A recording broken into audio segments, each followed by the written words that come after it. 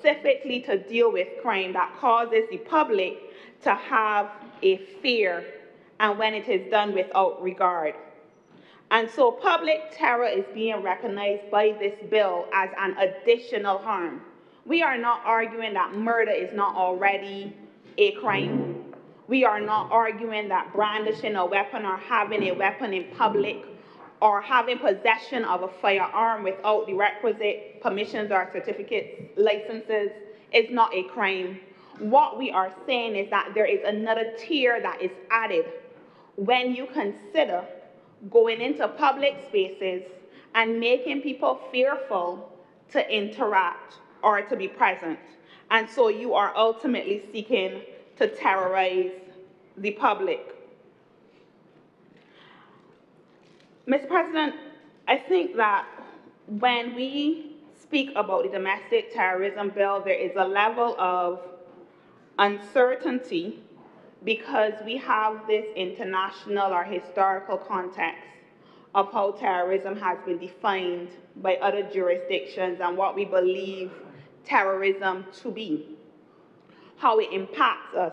The bill covers, to some extent, the existing ones that you might find in other jurisdictions, and it deals with bias against race, nationality, ethnic origin, sex or sexual orientation, gender or religion. We also have an Anti-Terrorism Act as well, but this bill specifically seeks to provide another level for those persons who well, I don't want to say unwittingly, because I believe that once you take it upon yourself to have a firearm and to do certain acts in public, you have opted to ignore that human life is at risk and that you should face the consequences.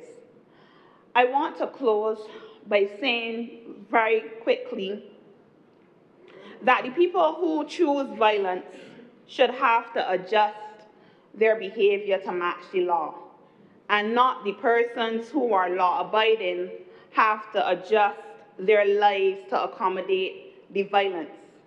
We run the risk, if we are not stern, if we are not harsh, if we are not clear, if we are not decisive in normalizing violence in our communities. And that is one that we cannot afford. And so if this bill and the name of the bill disturbs you, I believe what you should be more disturbed about is the way that a small group of citizens have opted in many ways to undermine the fabric of our society and the Barbados that we know and love. I'm obliged. Thank you very much, Senator Trim. Senator Slogan. Mr. President, first, thank you for the leave. Permit me first, sirs, to extend my congratulations to a young Barbadian who I believe has done exceedingly well over the last few days. That is Thierry Gill, a young Barbadian who is playing in the English Champions League. And to a roaring crowd, sir, championship, sir, that's correct. Second, he will get to the Premier League one day, sir, and we will celebrate. And sir, I want to congratulate him. Certainly, he would have done exceedingly well by scoring his first goal playing for the Bolton Wanderers, sir. So I'd like to congratulate him. Sir, I want to deal with the debate at hand. And, sir, this bill, as a young Barbadian and a young legislator, has caused for me to contemplate the circumstances of human existence. It has also led for me to examine the state of affairs in our country today, sir. And I do so well knowing that this particular bill, to my mind, and by design can only be categorized as part of a series of legislative proposals that have come certainly in my time before this chamber. Sir, when I take into consideration these proposals or these bills, certainly it's clear that government is on a trajectory to address the challenges with crime and violence in our society. And therefore, from the outset, I just want to state that I do support this bill. I support this bill, but I want to offer some observations. I believe for the contemplation not just of government, but for the wider public, sir, who listens to these debates. Sir, there are some words that a society should never use casually. Sir, words matter. And terrorism is one of them. It is, to my mind, the very reason why Senator Malalu may have shared his concerns with the title of the bill. But, sir, terrorism, a word, it carries a particular weight. It is a word, sir, that leaves us to question, how did we get here? And it's the very same question that I asked in a previous debate discussing legislation pertaining to crime and violence in our society. Yes, domestic terrorism, sir, in its truest sense, may be an academic term for some. It may be foreign in the sense of our public discourse. And I wonder this morning, when I came through the green gates there, if I exited those and had a conversation with some of the Barbadians that I first interacted with, and asked them, do you believe that Barbados has domestic terrorists? What their response would be. And I'm not sure, sir, that they would be able to seriously give you an immediate answer that provides you with a level of appreciation that they understand the consequences that this bill essentially is trying to outline. Sir, so when a parliament such as ours enshrines the words domestic terrorism in the statute books of this land, we should not treat this as ordinary legislation. We should feel the very weight of those words which I spoke about. We are not accustomed to thinking that, of Barbados through the language of domestic terrorism. And, sir, perhaps that is the very reason why this debate matters. The language we are now using represents a significant shift in how we understand, how we respond to serious violence in our society. I want, sir, to therefore impart the wisdom or the question, therefore, that our father of independence, Sir Errol Walton Barrow, placed before this country. And he asks, what is our mirror image? And I think that question then, in 1986, served its particular purpose. But it reminds us now, or asks of us now, to simply ask that question once again of our society. What is our mirror image? Sir, I say this with all due respect, not just to you, sir, and the Attorney General, but this Parliament can define an offense. This Parliament, sir, can establish a penalty. Parliament can state greater powers to give to the judiciary in the implementation of, or in the process of which they're implementing. And so Parliament can pass legislation with words such as domestic terrorism. But the truth is, sir, Parliament cannot legislate a healthy society into existence. And that is something, sir, I am mindful that even in the tributes last week by the Honourable Senator who has responsibility for culture, spoke in a similar vein about not being able to legislate culture. It is no different now. You cannot legislate a healthy society into existence. Sir, that work is done elsewhere. It is not our job. That work is done in our homes. It's done in our schools. It's done in our communities. It's done in our churches. So therefore, I must tell you, I have grown weary, sir, of the broader discourse in our society that tends to often play this blaming game, shifting the responsibility. It's not my job, it's the family's job, it's the church job. You hear the conversations day in, day out, whenever there's a surge of violence or some act as this bill is trying to legislate, as we will therefore call domestic terrorism. The family says that the community has failed. The community says the state has failed. The state then turns around and says the family has failed. And perhaps, sir, the uncomfortable truth is that all of us have failed.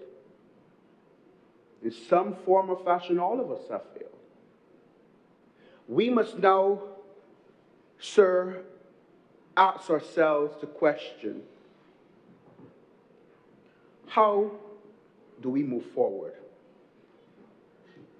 Because if we only become serious, sir, about a person when they become a criminal, we have already arrived too late.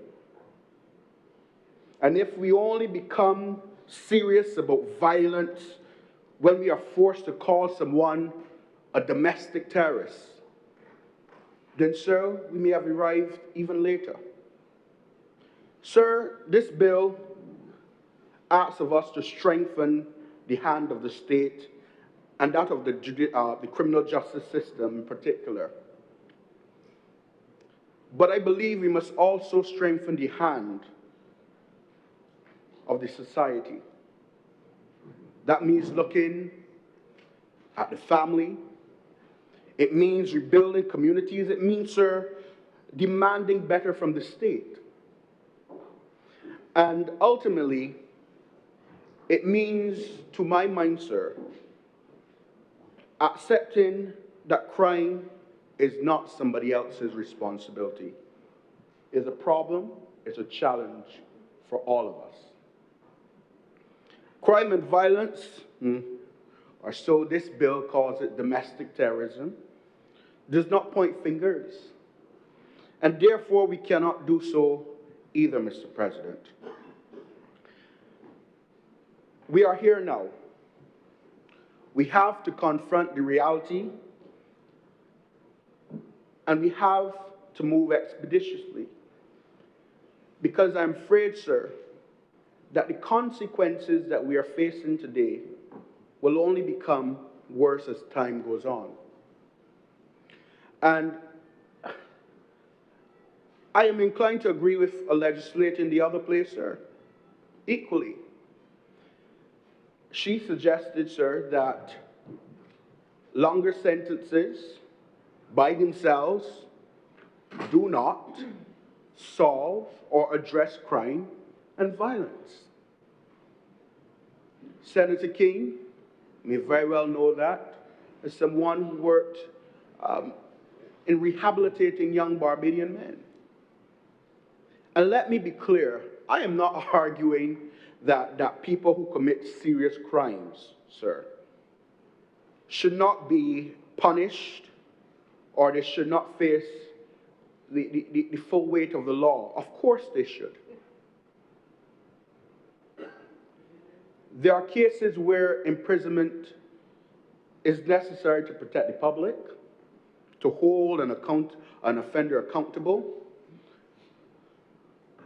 But, sir, where Parliament is creating a legal response to conduct as serious as contemplated in this bill, we must be equally clear.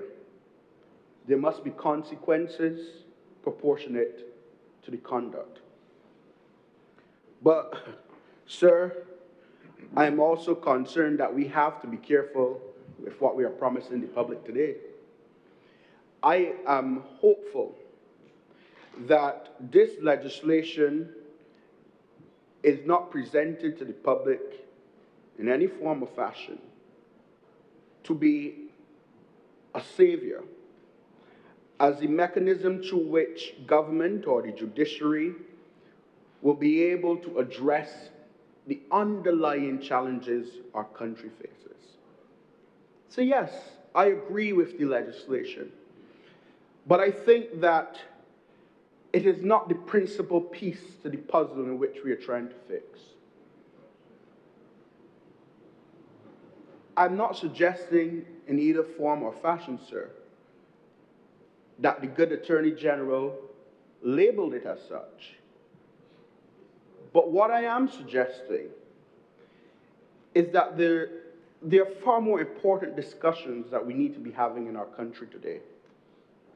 There's an important distinction, Mr. President, between saying that this legislation is necessary to address a particular aspect, and there's a difference between saying that this legislation will make our country safer. And to my mind, that is a far greater consideration at this time. I want to table, sir, for the consideration of the chamber. And while I will not quote, sir, I will reference the United States National Institute of Justice in its 2016 review of the evidence. And sir, they put the matter in language that ordinary people can understand. Increasing the severity of punishment does little to deter crime. The evidence suggests that longer prison terms produce, at best, a very modest additional deterrent effect. Think about it in ordinary human terms, sir. We must not table the notion that if a young man carrying a firearm, led or part of a gang, decides to go into a public space, open a firearm, start shooting up the place, that the difference between 10, 15, 20 years, that when he is incarcerated, on his return to the public, that he is suddenly a changed man. Perhaps for some, it will result in a change of behavior. But the evidence, sir, suggests that we should not build our national crime strategy. We should not base our approach on that assumption. And this is where I believe we must be careful about what this bill represents. Not what it does, but what it represents and how it is interpreted by the public. It can strengthen the state's ability to respond. It can establish consequences, sir, for conduct that Parliament today may determine to be so sufficiently grave that warrants this particular legislation. And maybe so. But it cannot prevent the young man, Mr. President, from being recruited in the first place. It cannot replace the parent. It cannot teach a child to read. It cannot deal with some of the social issues, many of the social issues we are seeing in our society today. Your Honor, I want to really table that the last report made to this Parliament by the Barbados Probation Service was in 2016. And I will acknowledge, however, that they are available up to, I believe, 2024 on the Probation Department's website, stand to be corrected. But the 2016 report 10 years ago, sir, it indicated that 57.4, meaning that almost 60%, sir, of our offenders, our repeat offenders, 60% of those would become repeat offenders, 57.4 to be accurate.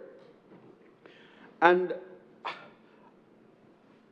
I think that this triggers the question or the suggestion, if we are going to address the challenges with crime, I believe that we need to take a more data-driven approach holistically. Now, I believe that these kinds of legislation, when presented to this Parliament, we've seen them over the last few months, over the last parliamentary term, sir, we need to articulate again the broader vision for the crime prevention and mitigation strategy of this country. And I don't think, sir, that while we are speaking in terms of isolation, that we are not collectively bringing these matters together for the consideration of the public. And the truth is, I want to state clearly that we also have the challenges in our society, those social issues that I believe we must grapple with seriously. We need to ensure, yes, that we teach civics in our schools, emotional regulation, intelligence, these aspects, communication skills. But, sir, we must also fix the deficits in our system. With overcrowded classrooms and overburdened teachers, sir, these, sir, are the genesis of some of the challenges that we face today. And while we may not be willing to admit that these are some of the challenges, it is part of the reason why a lot of the mitigation efforts, sometimes, we miss them. Some of our young men, sir, are entering secondary schools without the ability to read. Some of our young men are entering secondary school without the ability to read.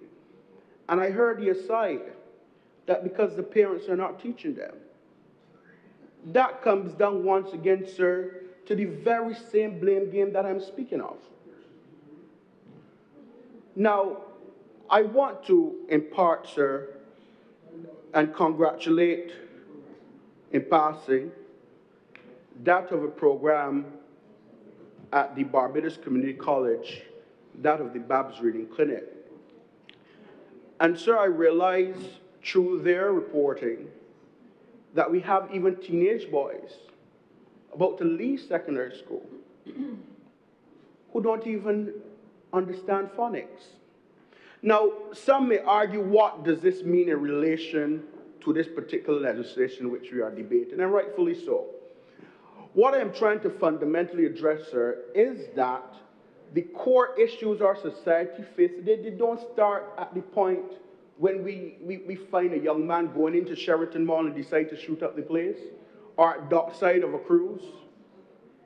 These are some of the fundamental challenges that we need to address, sir.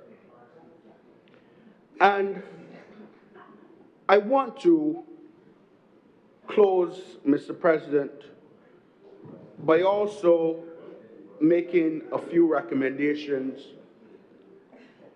for this chamber. And I know that Senator Archer may be bound by collective responsibility, and therefore I will make a case for him, even on the point of addressing our community intervention programs at the level of the state. I also want to take into consideration, or for this chamber to also acknowledge, that we need greater interventions in our communities when it comes to young people.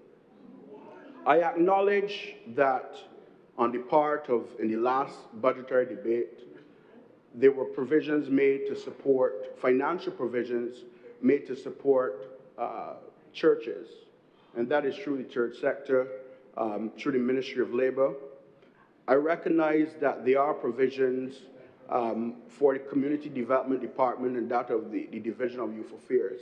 And while there's already good work being done, sir, the truth is there needs to be more. We need to support our young people in a greater way so that they can feel a part of a society, they feel a sense of belonging. And the truth is, while we acknowledge that there are programs that are occurring. I don't believe that we are capturing abroad or spreading abroad enough net, not the net that Senator Goodrich spoke about, but we need to spread a broader net to catch more young people, especially those who are most vulnerable in our society. Yes, we need to address parenting. Yes, we need to address the role that the church plays. Yes, we need to look at the intervention programs in our communities. But if there's anything that I want, and I hope that from the asides that this chamber can take from this presentation, sir, or my contribution, is that we must take the bull by the horn. We cannot feel comfortable knowing that there are still many of the social challenges in our country that are going unaddressed. I said from the outset, sir, this is not a blame game. This is not a case of throwing the dice and seeing where they fall. But, Mr. President, it requires of all of us to take a holistic approach. And finally, I want to start where I end, sir, where I began. In 1986, May 1986, I said the father of independence asked the question, what is our mirror image? I believe that is a very relevant question that we should ask as we leave this place. Not just who is in the mirror, but we should also ask as individuals in the mirror, what role can we play to address the challenges that we face with crime and violence, so that we don't have more young men falling victim or to eventually be considered or labeled as domestic terrorists, as this legislation would so intend. Mr. President, I thank you for your time. I'm very much obliged to you. Thank you very much, Senator Slocum. Senator Nels. Good afternoon, Mr. President. Good afternoon, fellow senators, honorable ministers. I am not going to skirt around the bill. The bill is an absolute necessity. It is much required in the context of where we are today. There's no discussion about that. We could play with the semantics of the word terrorism, whether international or domestic. We could go all around the world on that. The reality is that we live in the 21st century, and there are individuals in societies across this world who decide, for whatever reason, that they're going to wake up and terrorize communities. Barbados is no exception. Barbados is no exception. There are people who live in this country in constant fear. I think this bill adds weight to where we are to ensure that we send a strong message to all those delinquent persons out there who decide that they're going to do something different. If left to me, I would have taken a slightly different perspective on it, but I no longer wear a military uniform, so I would not necessarily do that. I had the privilege on Saturday to sit and watch the 47th anniversary parade of the Barbados Defense Force. And for many people, and for quite a few of us who were sitting there, we were there on day one of the establishment of the force. And I'm proud today that that force and the brigadier, when he spoke, could speak of all of the areas that Barbados has sent their troops to effectively help in any form or fashion. But those troops, after 47 years, have not come on the streets of Barbados. I don't mean going out on a joint patrol with the police. They have not yet come on the streets of Barbados. We are not Trinidad today, sir. We are not Jamaica. We don't have captive areas within this country. But if left on its own without legislation like this, we will have that. When you drive Bridgetown, I am fortunate that every evening I drive through Bridgetown. I get to Fairchild Street, and it's normally about 5, 6 o'clock. And when you get, there,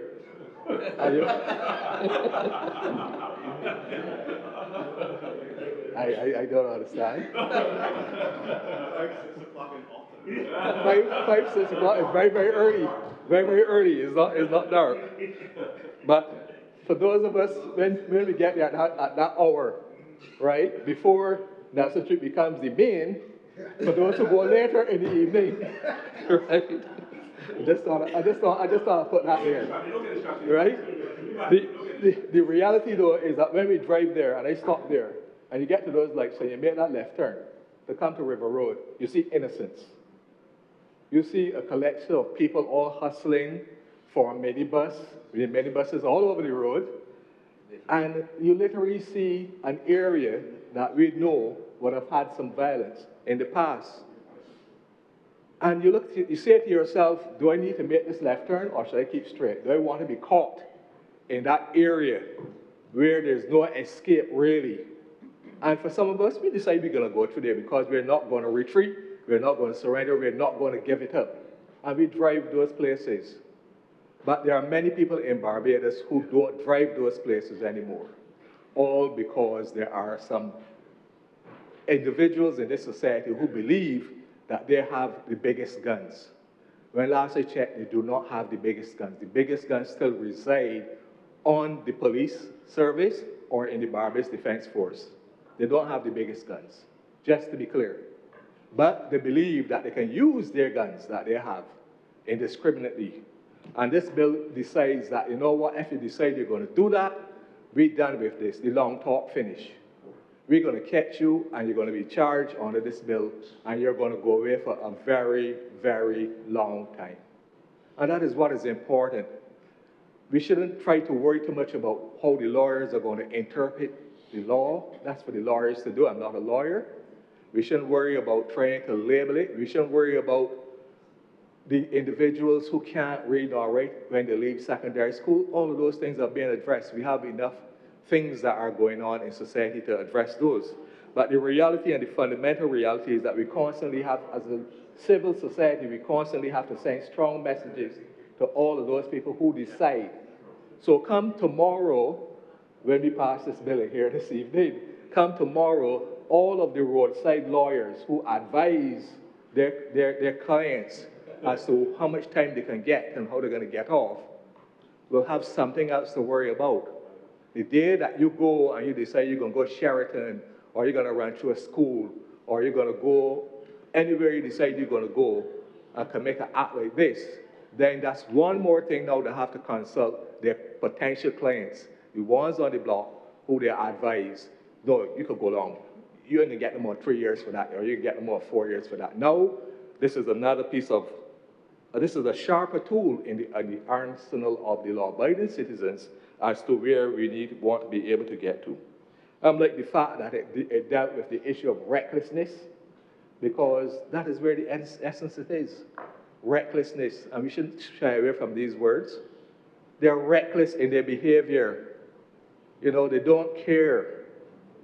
They just don't care. I'm going to take out that fella, I get some money, I'm going to go take you out, and wherever they are, they go spray down the place.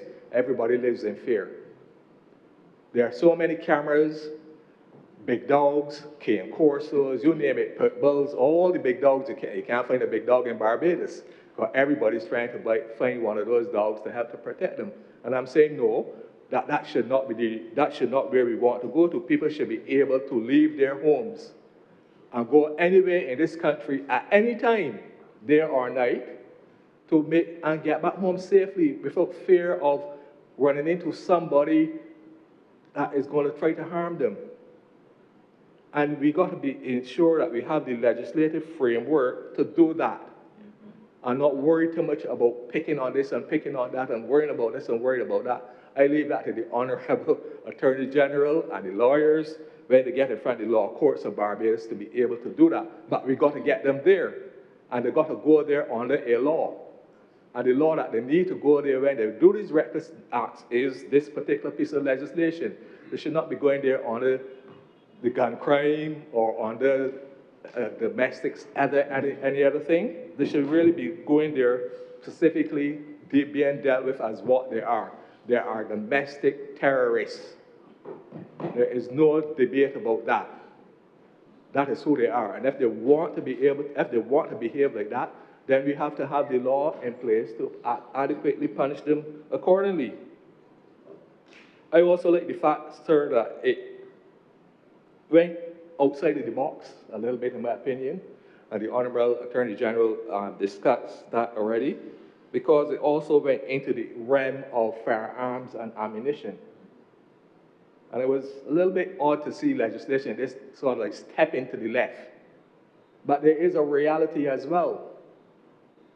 An extended magazine on an AK-47, when last I checked, is about 36 rounds.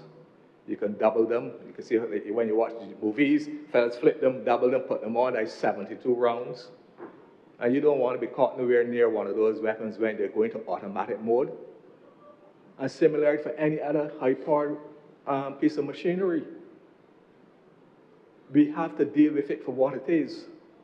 And there are a lot of people that would want that to be recognized. You can't have those types of weapons. As a matter of fact, as far as I'm concerned, I don't see the need for anybody in Barbados to have a shotgun. I don't see the need for any Barbados to have a rifle outside of a sporting event. I can see the need for some people to have firearms in a way, but limited.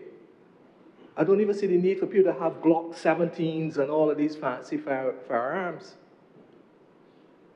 Standard firearms, if you so think you need to be protected, you know, the good old 38s or 25 or something like that. But when you go up in the upper end of Glock 17s and 45s and all of those kind of things, you find yourself in these awkward situations where you find yourself in these awkward situations where there is a lot of firepower on the part of people. And you know, we talk about it one way and we need to speak about it another way. Because when I sat there and I look at all of those young soldiers on parade at the Barbados Defense Force, and I drive the streets of Barbados and I see all of those young police men and women patrolling the streets of Barbados, and all they have on is that bulletproof vest, that ain't going to be much help in front of an AK-47 blasting at you. It's going to walk up the top and it's going to come down to the bottom. When last I checked, nobody got the bulletproof mask, heads, or anything like that. You take out your legs, you take out your heads.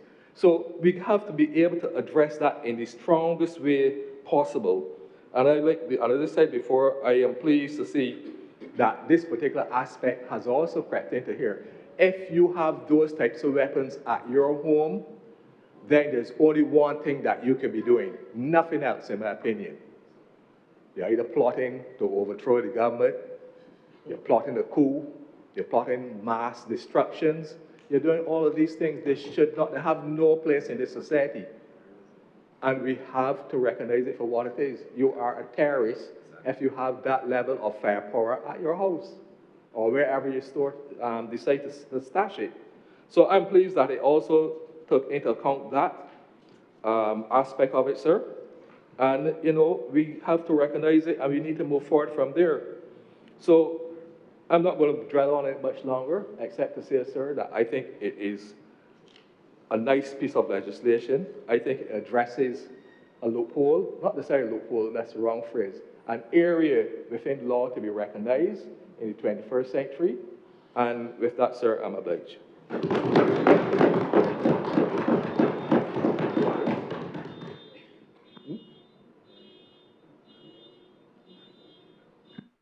Senator Walters.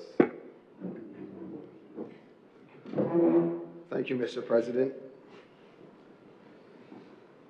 Mr. President, as I begin my brief contribution, I would like to commend the Barbados Police Service for the work done over the crop-over season. I've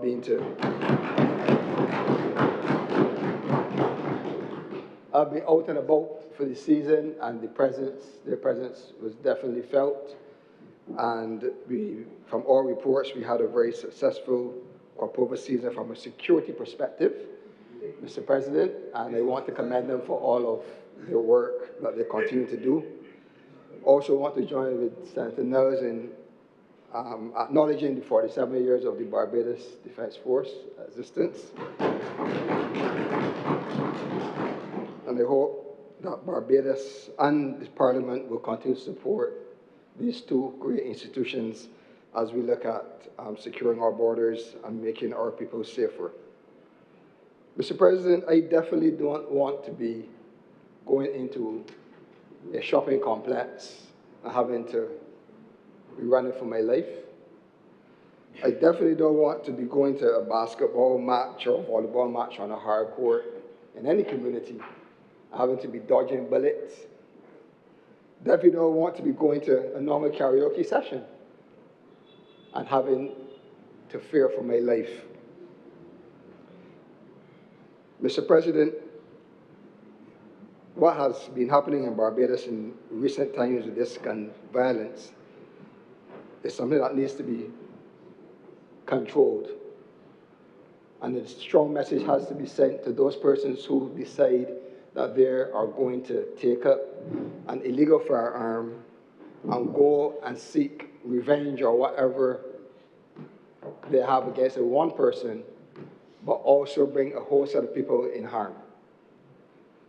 And I acknowledge, Mr. President, that this bill is attempting to deal with that. And I don't think that any right-thinking person would want to go against the intent of the bill. My only concern and my short contribution will focus primarily, Mr. President, on the fact that there has been some discussion, and I did a little research, and I'm kind of being on the side of those who believe that this law that we're looking to pass today, or this bill that we want to make law, is it covered elsewhere, Mr. President? And is it necessary? Because I think one of the things we have to ask ourselves is that what we don't want is we just don't want legislation for legislation's sake. We don't want that there's a government that because there's a national cry to do something to curb crime that we just put on table all different sorts of legislation. Previous senator presentation spoke to the fact that there are other legislation that might be able to address some of these issues, Mr. President, and how can we use existing legislation, strengthen that legislation, and still have the same effect. So what specific gap in our existing law are we filling by creating this new offense, Mr. President? That, to me, is one of the most important questions government should answer during this debate. If someone murders another person, we already have an offense of murder. If someone unlawfully possesses a firearm, we already have laws dealing with firearms. If somebody uses a firearm, Mr. President, and seriously injures another person, that is already serious criminal conduct. If a person's engaged in a shootout in a public place and innocent members of the public are endangered, Mr. President, they're already exposed to serious criminal consequences. So what could government do yesterday? What could government not do yesterday that it will be able to do today or tomorrow when this bill is passed? And that is a reasonable question. This is a practical question.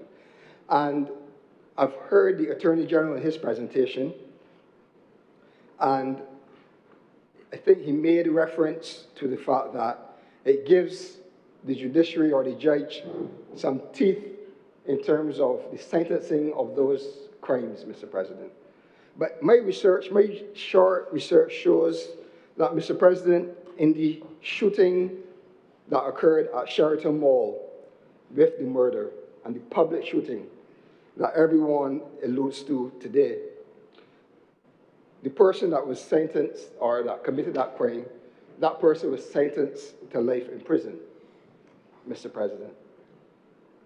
My research also tells me that with the Campus Trends murder, one of the accused, Mr. President, was sentenced to hang. So this tells me, Mr. President, that there is already enough teeth in the system, in the judicial system, by the judges to exercise their discretion for tough sentencing. So if that is the case, Mr. President, what is the gap that is intended to be filled with this particular legislation? We are in no way saying that these crimes should not go without harsh treatment, but we are saying that this seems just to be another layer of legislation when it is already covered in an existing law. But Mr. President, I know law is a real technical subject. I know the lawyers would want to really respond in a technical way, but from a broad perspective, simple research, brazen shootings, public fear. We've had situations where we've had life sentence. We've had situations we've had sentence by hanging, Mr. President. So in my short contribution, Mr. President, that is what I really want to focus on. If the government can give some clarity on what is the gap that this bill genuinely fills in practicality, in reality, when we consider those realities. Thank you. Thank you very much, Senator Walters. Senator Ali. Thank you, Mr. President. Few statements have been made, and I believe there's a need for some clarification. The Honourable Attorney General was clear, and it stated on the first line of the objects and reasons, this is a bill to penalize.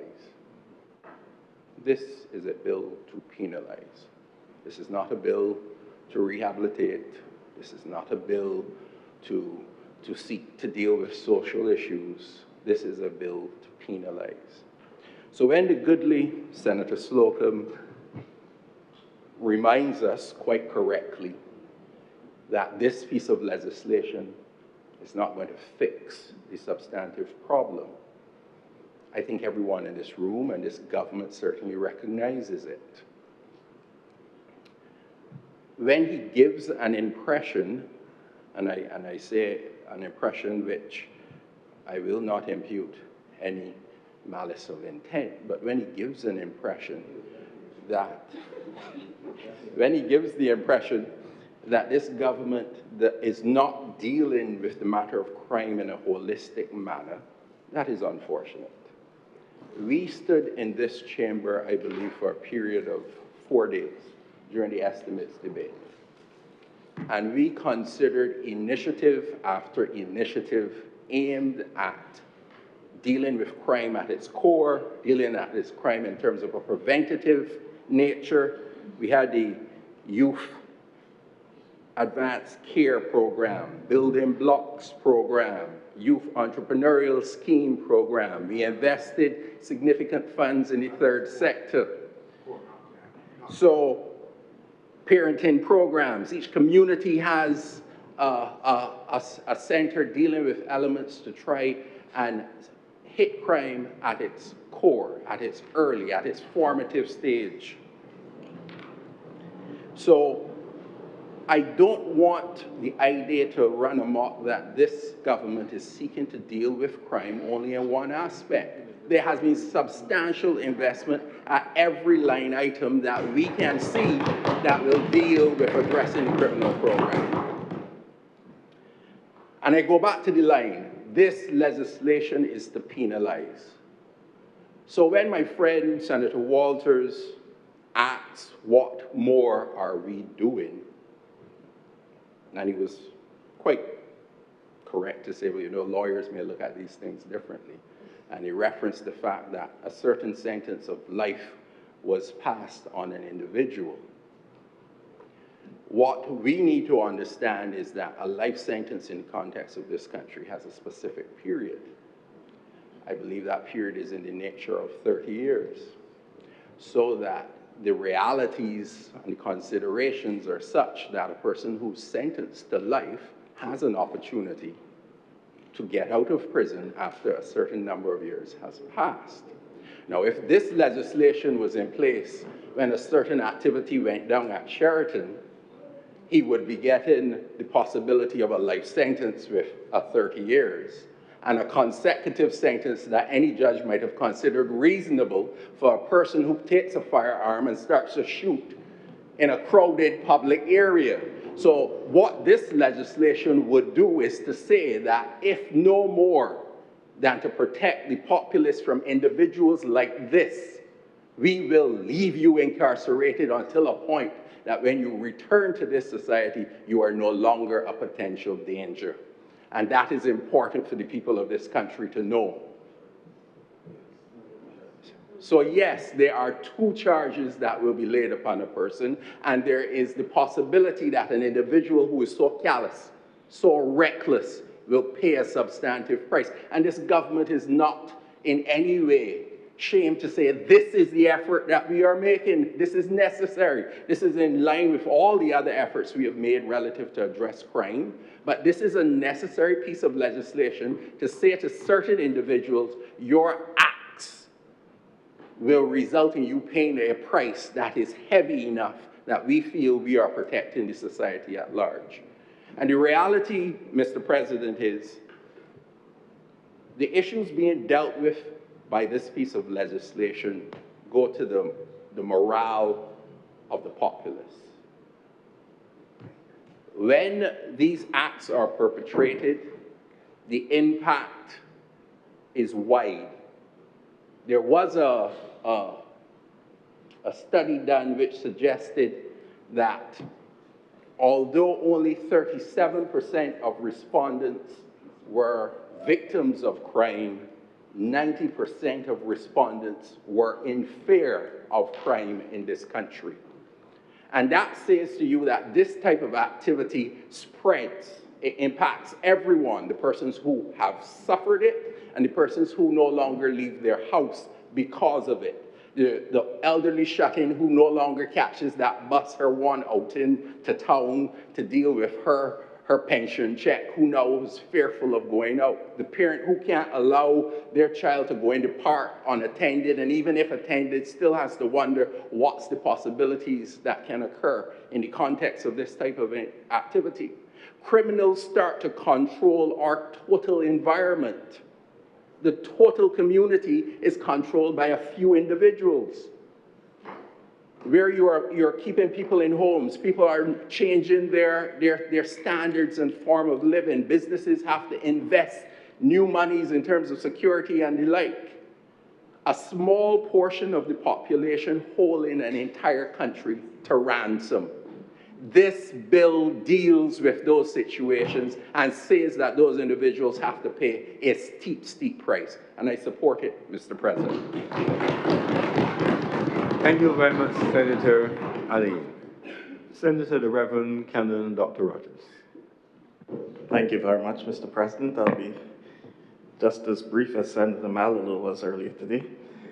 Just to, first of all, congratulate those students who have received their results yesterday for CAPE and CSEC.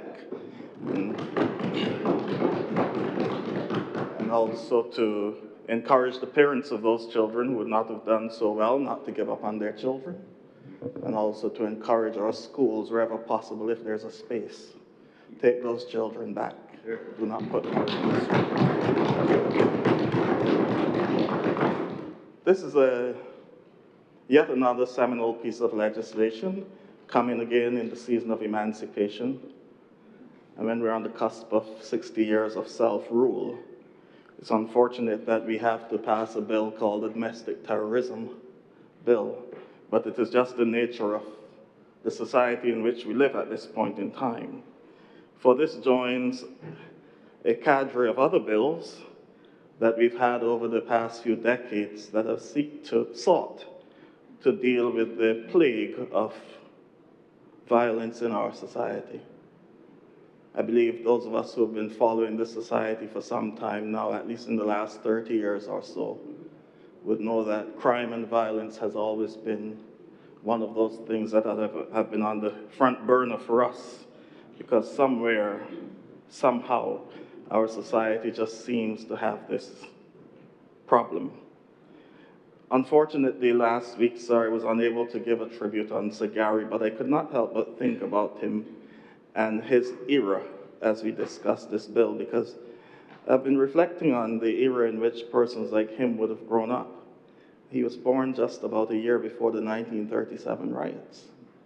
when everything was depressed in this country. So the excuses we're making today for people about depressed situations, if you read the Moyne Commission about what Barbados and the region was like back in that time, one would understand that these people fought really hard against many, many challenges, but never once sought to destroy the community that nurtured them. In fact, it is only since his death that persons have been reflecting, and you realize that he was really a colossus amongst us. And we didn't even realize, because as C.L.R. James said, what he did went beyond the boundaries. It was not just cricket, it was a sociological impact that he had and psychological impact that he had on our region and our people in a time when openly they were all types of things stacked against him. You go to England and yes, the crowd is showing you great adoration, but you know you have boys in the team that can't even stay in certain hotels. You're in a team with certain people and only some of them can go to cocktails and you can't go. This was the reality of his thing, but never once, as he said, every run I scored for the team. It was never for me, it was about the people. And so to reflect on such a figure and then have to come the next week and deal with a bill like this really tells us that we have a lot of work to do in our society, because to think that people who've been nurtured by this society, who have received just about every privilege one can possibly have, would think to destroy it. You know, and this administration, like others, find themselves in the position where, to the layperson looking on the outside, we're just throwing legislation at this problem. With no fault of ours, we're just trying to fix. Every time we see a loophole, we're just trying to do something. We've had the Criminal Gangs Prevention and Control Bill just recently. We had the Crime Prevention Program, only to find out that money was going to people who are involved in active crime. The society needs a lot of work. And so I had to reflect seriously on the words of Tacitus, the Roman historian, who said, "The more corrupt the state, the more numerous the laws." I don't agree with much Tacitus says, because he called Christianity a mischievous suspicion. But a mischievous superstition. But I believe he's right here. The more corrupt society, the more numerous the laws. Voltaire, one of my favorites, put it another way. A multitude of laws in a country is like a great number of physicians. No offense. A sign of weakness and malady. And we know how Voltaire felt about physicians, so one can imagine how he felt about the laws. Voltaire was the one who said,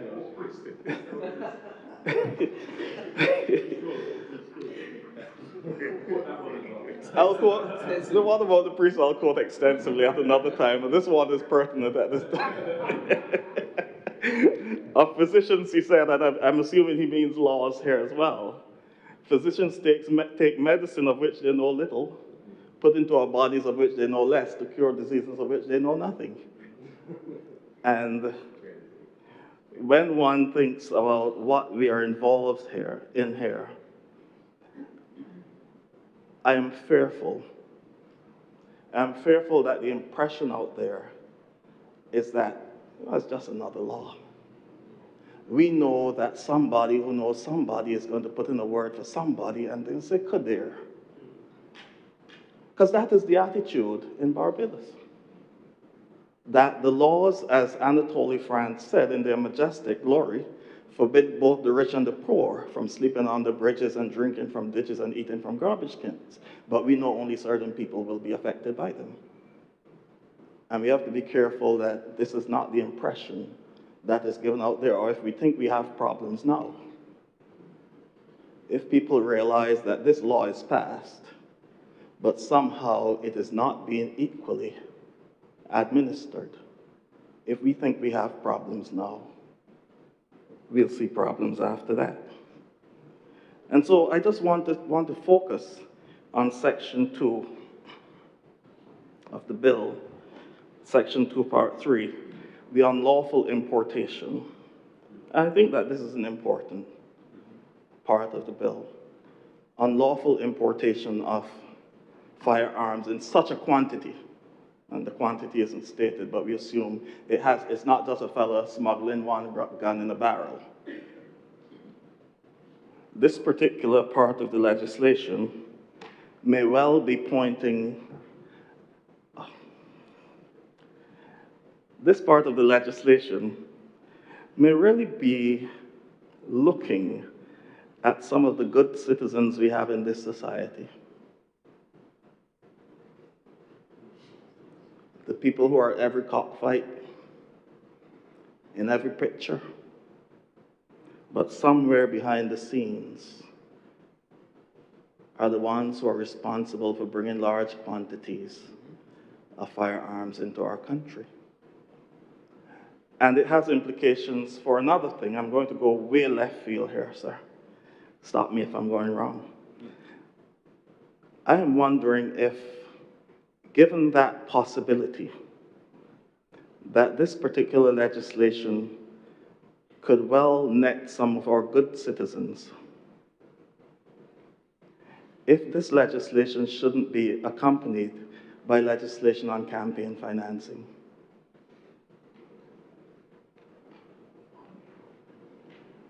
The reason why I raised that, sir, campaign financing is a very serious matter in our country. We see large sums of money being spent during electoral campaigns, and we assume that it is all clean. I have no doubt it is. I'm just talking futuristically here. What happens to a political party who is heavily funded by a good citizen who is found to be involved in domestic terrorism? What is the future of that political party? And I know it's not the ruling party here. This would never be applied to the ruling party. But I'm just saying that these are some of the, if we're going to get serious about what is taking place in our society, these are some of the areas we need to look at. To separate the arms of governance from what is taking place in the underworld in our country.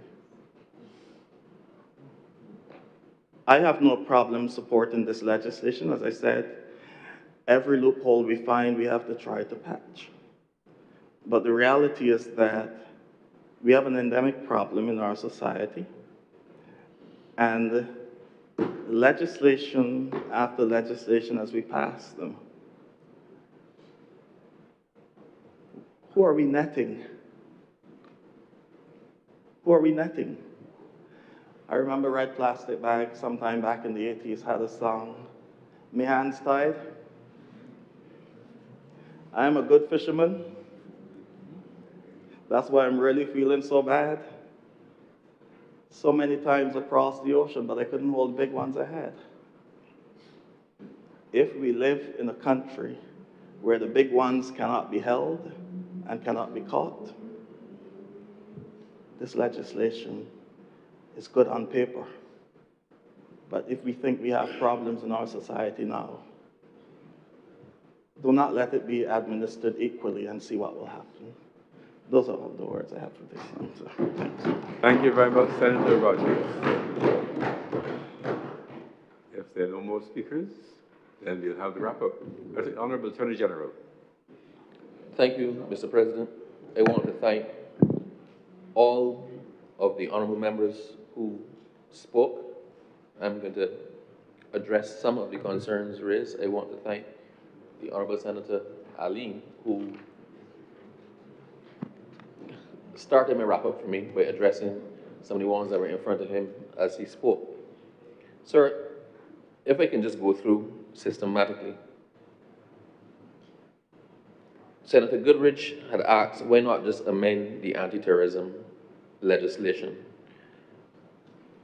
Sir, because the anti-terrorism legislation deals with terrorism as people understand it generally. We've created a new offense of domestic terrorism. It does not fall properly under anti-terrorism because that deals with political and ideological changes and is in a certain context. This does not fall under that. This is serious criminal activities that happen in a particular circumstance. So it doesn't fall under there at all. We looked at it, we tried to find the easier out, it didn't go in there at all. Now, you said we should amend it or increase penalties in existing legislation rather than draft a whole new bill. Once again, we've created a new offense. So if we look at the firearm legislation deals with the possession of a firearm, it deals with things like that. The whole concept of introducing the terrorism aspect based on the circumstances of the crime and the place in which it was committed, and also the additional factor of the fact that it terrorized the public or caused the public outcry or caused the public to fear for their safety, right, necessitated it not being added to expand an existing criminal offense. Actually, Senator Walters touched on that as well when he asked, I want to quote you properly, what could government not do yesterday that they can do today after the bill is posed? And why not, what gap in existing legislation are we trying to fill? And are there not already laws governing possession and use of firearms? And you raised it was partially answered by Senator Allen. So where the offense is murder, the sentencing to run consecutively does not apply. You can't hang a man twice. You can't kill a man twice. But for everything else, you get charged with the principal offense. You get charged with possession of a firearm. You may get charged with using a firearm in public. You may get charged with wounding, something else. But you get another charge of domestic terrorism based on the fact that you shot that person at midday in Broad Street and have everybody fleeing. And if you get a life sentence under the core offense, the principal offense, and you get a life sentence under this, as Senator Ali indicated, life doesn't really mean life anymore, right? Most people get life commuted, I think, to 30 years or below that if you commute life. Or when you hit the 30 years, you consider to serve your sentence. Well, then you would have served your sentence for the first one. Then you would start to serve the life sentence for the domestic terrorism. Right? So that is what can be done after we pass this that could not be done before. And quite frankly, we had nothing that deliberately addressed the public fear. The public fear is an element that we have to take into consideration. We deal with the offense simpliciter. We deal with the action of the offense and the consequence of the offense on the victim, right? Sometimes in doing the penalty, you might hear from the victim's family and factor their concerns into the sentence. But you don't expand that to the whole public. You might have somebody saying that the man who was shot was a good provider, he was the sole breadwinner, whatnot, and this is how it impacts us. But we're not looking to the fact of the children who are going in to Cave Shepherd to buy the back-to-school supplies at the time that the person unleashed with the AK-47. So this now says we have a situation that we never contemplated before under any other legislation. We have people used to hide and do crimes. If you went looking to kill somebody, you went sneaking, trying to catch that person unawares, trying to catch them when they're coming home, trying to catch them someplace where it's dark and there are no witnesses. The criminals nowadays don't care about that. The more terror they can unleash, it seems to be the more attractive it is for them. They seek out persons in public spaces and don't shoot once. They spray them with loud, noisy, heavy-duty weapons. And not them, the whole area. They often discharge into a crowd. They may come to target one person, there are 5 people, they spray them all. That requires a completely different approach than anything we have in existing legislation. A whole set of other things that we need to contemplate. Let me pause for you and go back to Senator Goodrich. Senator Goodrich, you questioned the use of or versus and, but I think somebody answered that. And you said it shouldn't be sent to Joint Select Committee. This is not a difficult bill. If you take out the first page with objects and reasons, and the arrangement of sections and whatnot, this bill literally is just over 2 pages long. It's not everything we send to Select Committee. We send things to Select Committee if they are likely to be contentious, if they're likely to be divisive, if we require the public to weigh in on them. We, as the government, heard the cries of the public on this. I don't think there's anybody in Barbados who is not calling for something to address these type of offenses. So it wasn't necessary to send that to Joint Select Committee. The clauses are not technical, right? They're very short, for the most part, in plain use. You question the use of what constitutes a threat to public safety, to define threat to public safety, but that's not even a work of art, that's common English, right? So I don't know how much further we could have distilled down the threat to public safety. I think everybody pretty much understands what a threat to public safety is. And you also said we need to define criminal conduct with precision. Once again, criminal conduct is conduct that offends the laws. So the other issue raised was the possibility for somebody committing an act of cybercrime to be caught under this legislation, because the penalty for certain aspects of cybercrime would have been 7 years. But if you go back to the definition of domestic terrorism, which means it constitutes a serious criminal offense, so yes, cybercrime may stand to fall there at that level, and it has to satisfy any of the following conditions. It's committed in a public place. I can't see cybercrime satisfying that one. And not just that in committed in a public place, it's committed in a public place with the intention of causing the public or segment of the public to fear for the life or the safety of others, or recklessly or without regard for the safety of the public. I don't know what the person would have to post to actually achieve that. So I don't see it being caught there. Committed in a public place, motivated, but anyway, you get the point. So the point simply is that while there are many things that constitute serious criminal offenses, once you apply the second aspect of the application of the definition of domestic terrorism, they don't fall to be considered. So anybody who is, I'm not saying go and blog naughty things about people. I'm just saying that you're unlikely.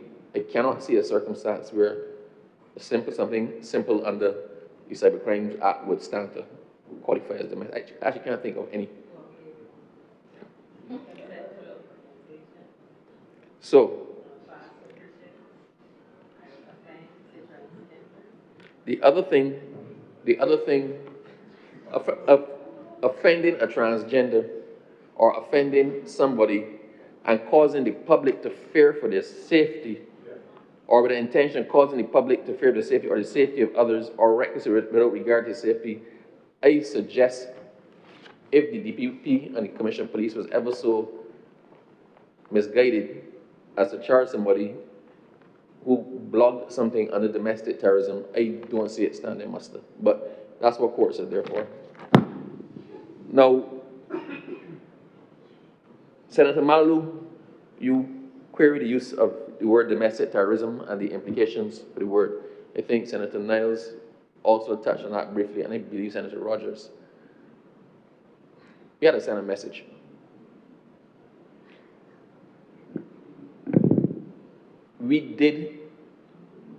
The title of this bill was not chosen lightly.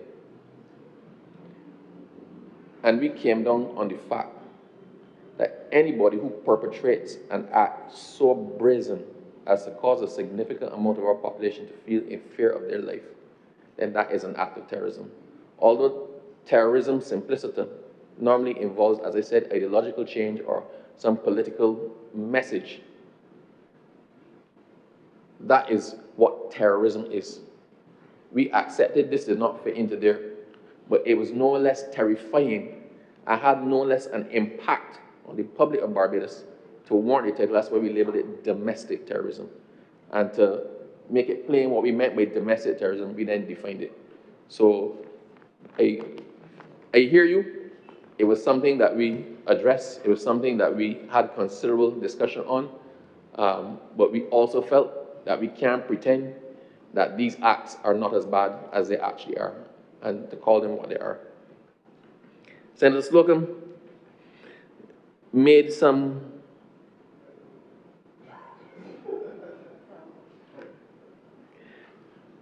I just want to address one thing you said. Through you, sir. Senator Slocum made a point that when a man shoots up the public and goes to jail for 10, 15, or 20 years, he does not automatically come out a changed man, right? And that this legislation does not prevent him from being recruited by a gang. It cannot replace a parent, whatnot. That was addressed by Senator Allen, but I want to say it again. At no point in time was this legislation intended to be all-encompassing. It was not intended to address multiple things. This is intended to address the most heinous of acts committed in public that cause Bajans to fear. And not just address them, but to punish them. I think we as a government have done considerable work in our social programming. Senator Allen once again went through a whole list of things that the government has actually done.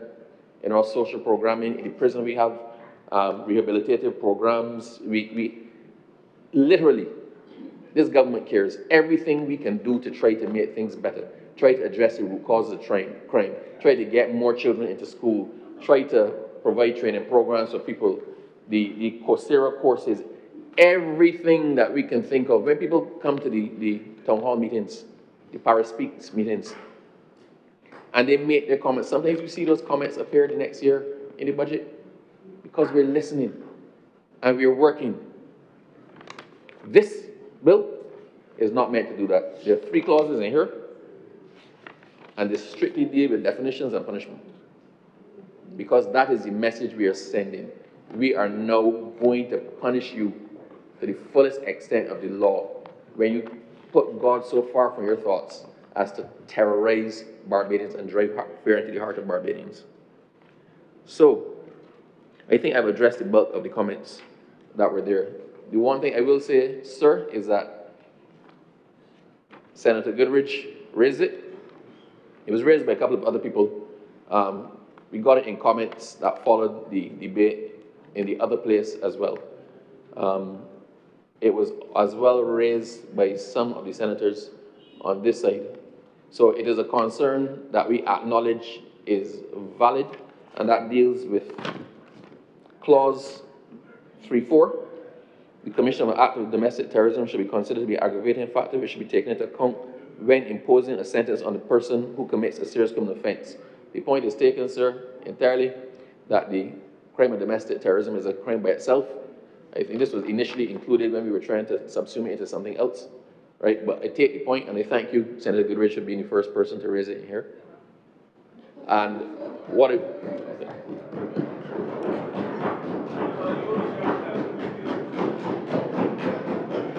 So what I will do, sir, when we go into committee is actually move the deletion of that particular subclause.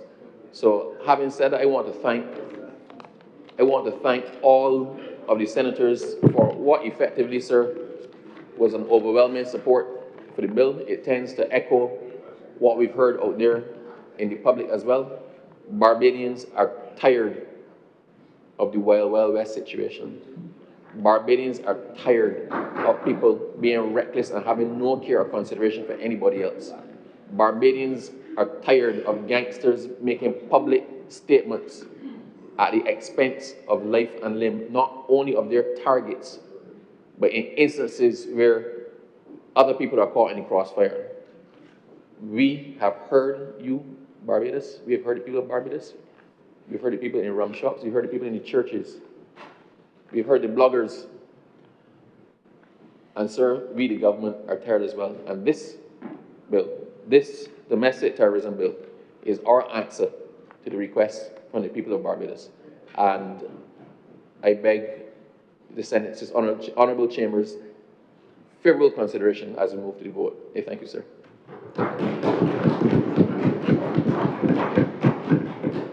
So I beg to move it be read a second. The question is that this bill be read a second time. Will those honourable senators in favour please say aye? Aye. Those against please say no. You think the ayes have it? This bill is passed a second time. Mr. President, motions relating to the business were considered by the Senate and moved by Minister. Senator Walcott. Mr. President, I beg to move that Senator John Rogers be appointed Deputy President for the remainder of today's sitting. In other words, he will act for the remainder of today's sitting. The question is that Senator the Reverend Canon Dr. John Rogers be appointed Deputy President for the remainder of today's sitting. Will those honourable senators in favour please say aye? Aye. Those against please say no. Methinks the ayes have it. Senator Canon Dr. Rogers is therefore Deputy President for the remainder of today's sitting. Thank you very much for agreeing to serve, Reverend Canon Rogers. Mr. President, I beg to move that you do not leave the chair and this chamber resolve itself in committee for further consideration of this bill. The question is that I do not leave the chair and the Honourable the Senate resolve itself in the committee for further consideration of this bill. Will those honourable senators in favour please say aye? Aye. Those against please say no. Methinks the ayes have it.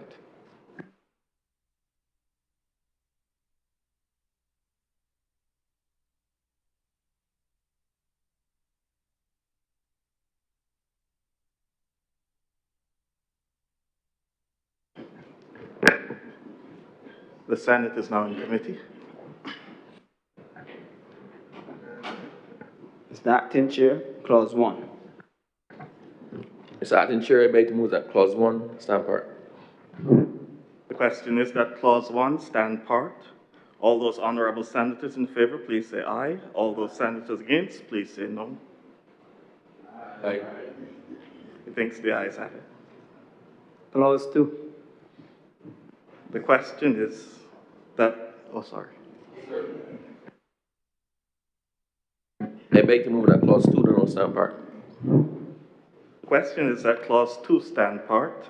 All those honourable senators in favour, please say aye. All those senators against, please say no. Oh. Yes, Senator Goodrich.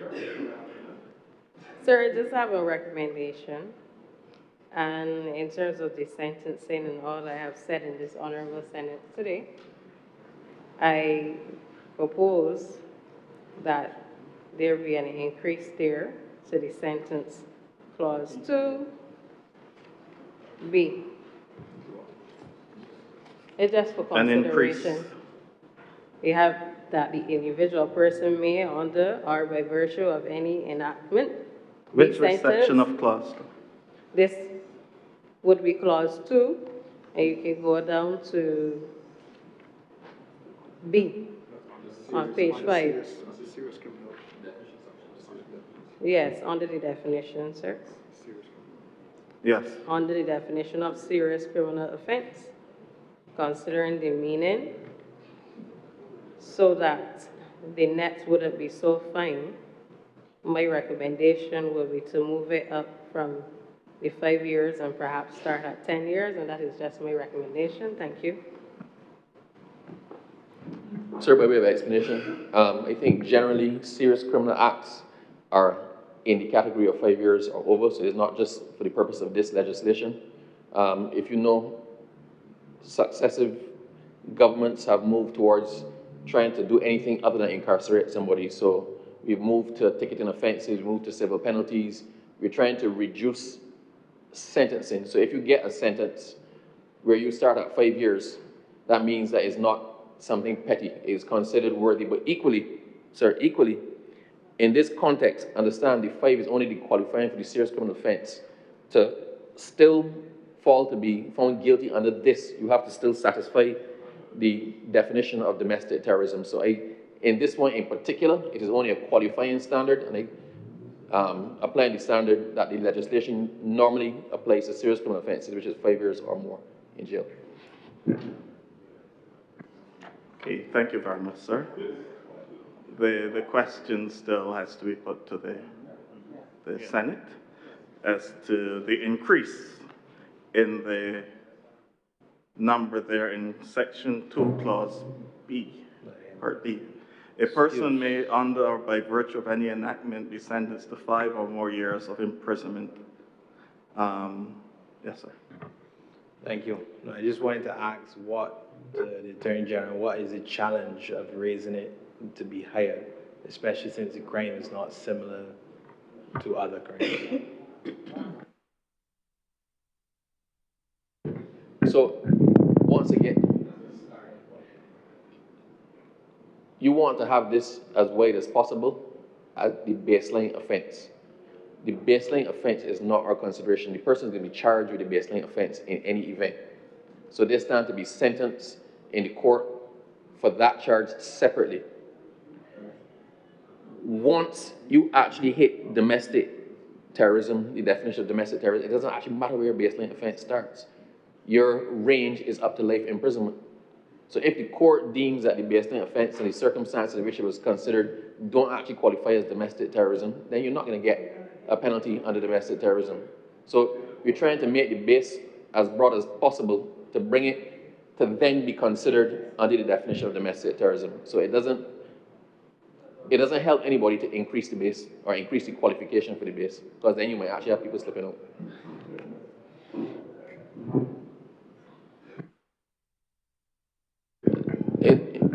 In the premises, sir, I move that clause 2 stand part as it stands. The question is that clause 2 stand part as is. Those honorable senators in favor, please say aye. Aye. And those against, please say no. Methinks the ayes have it. Clause 3. Sir, as indicated in clause 3, I wish to move an amendment to clause 3 by deleting clause 3 subclause 4. So the clause that starts with the commission of an act of domestic terrorism should be considered an aggravating factor and ends with serious criminal offense. So that is deleted in its entirety. So clause 3 will consist now of clause 3.1, clause 3.2, and clause 3.3 as it stands now. So I'm moving that amendment, sir. The question is that clause 3 be amended to delete section 4 such that it reads clause 3, sections 1, 2, and 3. Those honorable members in favor, please say aye. Aye. Those against, please say no. Methinks the ayes have it. In the premises, sir, I now move that clause 3 as amended stand part. Question is that clause 3 as amended stand part. Those honorable senators in favor, please say aye. Aye. Those against, please say no. Methinks the ayes have it. I beg, sir, that you do not report to His Honor the President passing of one bill in committee. The question is that I do not report to His Honor the President the passing of one bill in Senate. Those honorable members in favor, please say aye. Aye. Those against, please say no. Methinks the ayes have it.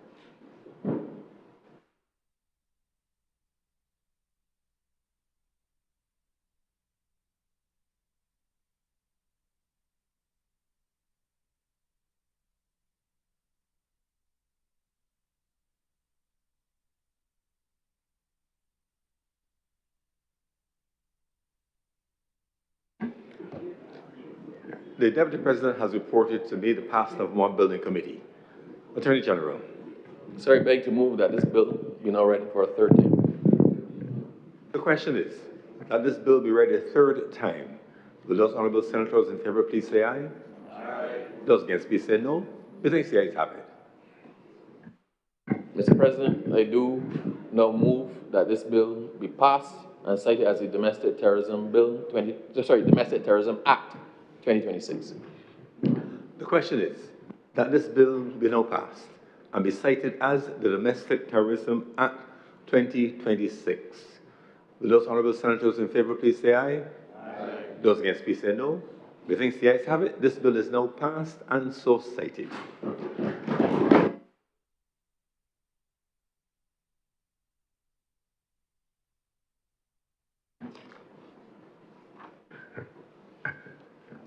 Order number 1, sir. In the name of the Honourable Minister of Home Affairs and Information, to move the second reading of the Advanced Passenger Information and Passenger Name Record Bill 2026. We want to recognize the presence of the Honourable Minister of Home Affairs and Information, the Honourable Gregory Nichols MP, and invite him to move the bill through its stages.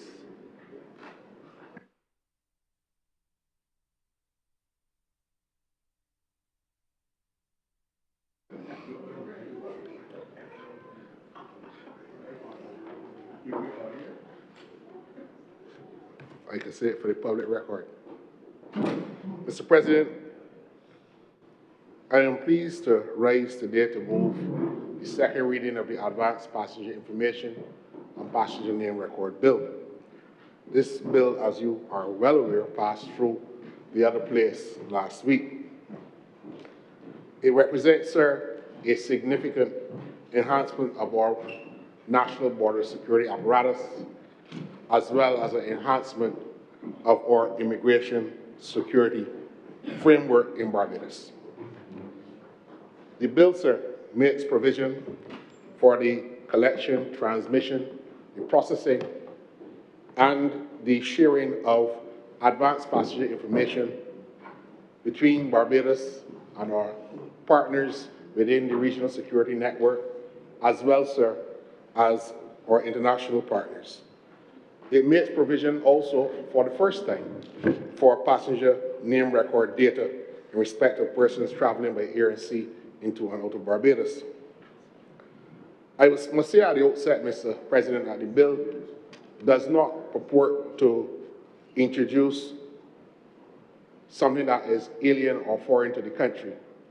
Since the year 2007, when Barbados, like many other countries in the Caribbean, were making arrangements for the hosting of the ICC Cricket World Cup in 2007, a framework for advanced passenger information sharing has been in place.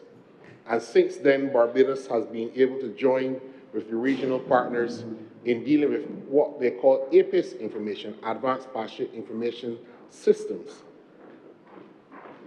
Our Immigration Act, as it presently stands, Mr. President, was amended in 2006 to make provision for APIS information. What we have under this bill is a new framework, a single statutory framework that takes us beyond the narrow, or I wish to say the specific concerns of our Immigration Act, and deals with our border security protection and our our immigration enforcement capacity in a consolidated statutory framework. Mr. President, the bill is important because it fulfills our commitment to these regional security initiatives led by the CARICOM Implementation Agency for Crime and Security, otherwise called CARICOM Impacts, through their Advanced Passenger Information System and the CARICOM Electronic Manifest Single Window. This aligns Barbados with many international standards under the International Civil Aviation Convention, and certainly, sir, as it relates particularly to the passenger name record framework, the International Maritime Organization, and Interpol. I must again place my profound thanks and gratitude to the legal team at CARICOM Impacts.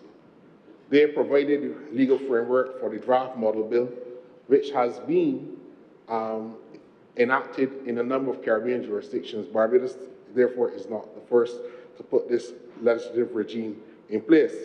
I must say, though, however, that I'm proud to say that we have been able to work with CARICOM Impacts and our Chief Parliamentary Counsel and the Immigration Department to refine the model bill to make it more suitable for Barbados, more adaptable to Barbados' governance structure, and indeed, we believe that we have been able to help CARICOM impasse even accept refinements to its own model law.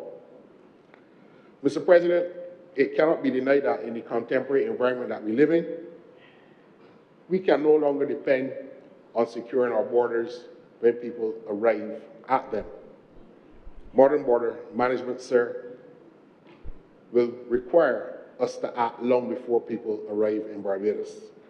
This requires advanced intelligence, electronic data exchanges, risk assessments based on the information gathered, and a timely identification of threats long before they arrive. Some may ask, why now? But it is important for the country to know who is traveling, to assess whether the person poses a risk to Barbados, a risk to border security, public safety, and to allow us to be able to respond to the challenges before these threats reach our border. So it is not merely about information collection. This bill is about risk management, sir. It is about targeted intervention and an intelligence-led border system. Mr. President, at present, the Barbados Immigration Department, along with the other security agencies of the state, are participating in a robust discussion on enhancing our border security at present. Because of those considerations, sir, I would understand that I am not at liberty to go into detail on what is entailed in our border security upgrade. But certainly, I must give the country the assurance that we're doing everything not only to align Barbados with international best standards, not only to ensure that we are able, sir, Mr. President, to be able to facilitate cooperation with other international and regional partners, but we are also doing our very level best to give Barbados the state-of-the-art modern border management system that we can all be proud of and go to sleep at night knowing that the country remains safe. Mr. Speaker, it cannot be denied, Mr. President, sorry, it cannot be denied that the movement of people across borders has become more fluid, more faster, even more complex. They are more interconnected than before. We have criminals, we have traffickers, persons traveling, sir, on fraudulent travel documents, people who are trafficking in persons, trafficking in firearms, and trafficking in illicit drugs, trying to use the poor state of our borders or the perceived poor state of our borders to be able to move their illicit and illegal international activity from one location to the other. Indeed, our security partners have told us that with the apparent, let me coach my words very carefully, summary execution of people in the Caribbean Sea, that Barbados must gird up its borders because persons trying to avoid being blown out of the Caribbean Sea might try to use the Eastern Caribbean as a gateway to get their illicit activities into the places that they are destined for. That is what our international partners are working with us to ensure that the word does not get out that we have porous borders. This legislation is therefore timely, Mr. President, and I believe that the architecture of the bill set out in its 8 parts and 6 schedules allows us to lay a legislative framework, Mr. President, that meets these targeted objectives. Sir, I will not detain the Senate in going through all of those 8 parts or the 6 schedules. But it's important for me to say, Mr. President, that the bill will be administered by the Chief Immigration Officer, and the Chief Immigration Officer will be charged with overseeing that secure transmission, storage, processing, and sharing of API and PNR data. It establishes a passenger information unit for the first time, and that unit, as the bill sets out, comprises a number of important security officials within the country, including, and not limited to, the Chief of Staff of the Barbados Defense Force, the Commissioner of Police, the Chief Medical Officer, the Immigration Officer, Chief Data Protection Officer, and other members of the state. They will receive, store, process, and manage the data, are responsible for making decisions collectively as to how this is used. This is a deliberately styled multi-agency in its composition and reflects the reality that passenger data is relevant to multiple sectors and lawful state functions, and not only to the Immigration Department alone. I also want to highlight, Mr. President, the importance of the Data Protection Officer who will be appointed under this Act. And this is not the same officer under the Data Protection Act. It is important for us to embed in this legislation a data protection framework that does not bring us into conflict with the 2019 Data Protection Act. And that is because we treat the security and protection of personal data belonging to persons traveling in and out of Barbados very seriously. That officer will oversee compliance with the Data Protection Act, monitor processing activities, conduct risk assessments, handle concerns and complaints, and provide advice on the operations of this legislation to the Chief Immigration Officer and the members of the the Passenger Information Unit. Mr. President, and you will forgive me. The difference is that I have left and I'm not still here like you. I hope you get there sometime. Mr. President, there are three types of information that this bill concerns. Advanced passenger information, which includes the biographical and travel document data, such as name, nationality, passport details, date of birth, gender, flight and voyage information. Some people will ask, why do we need to have this information of people coming to Barbados before they arrive?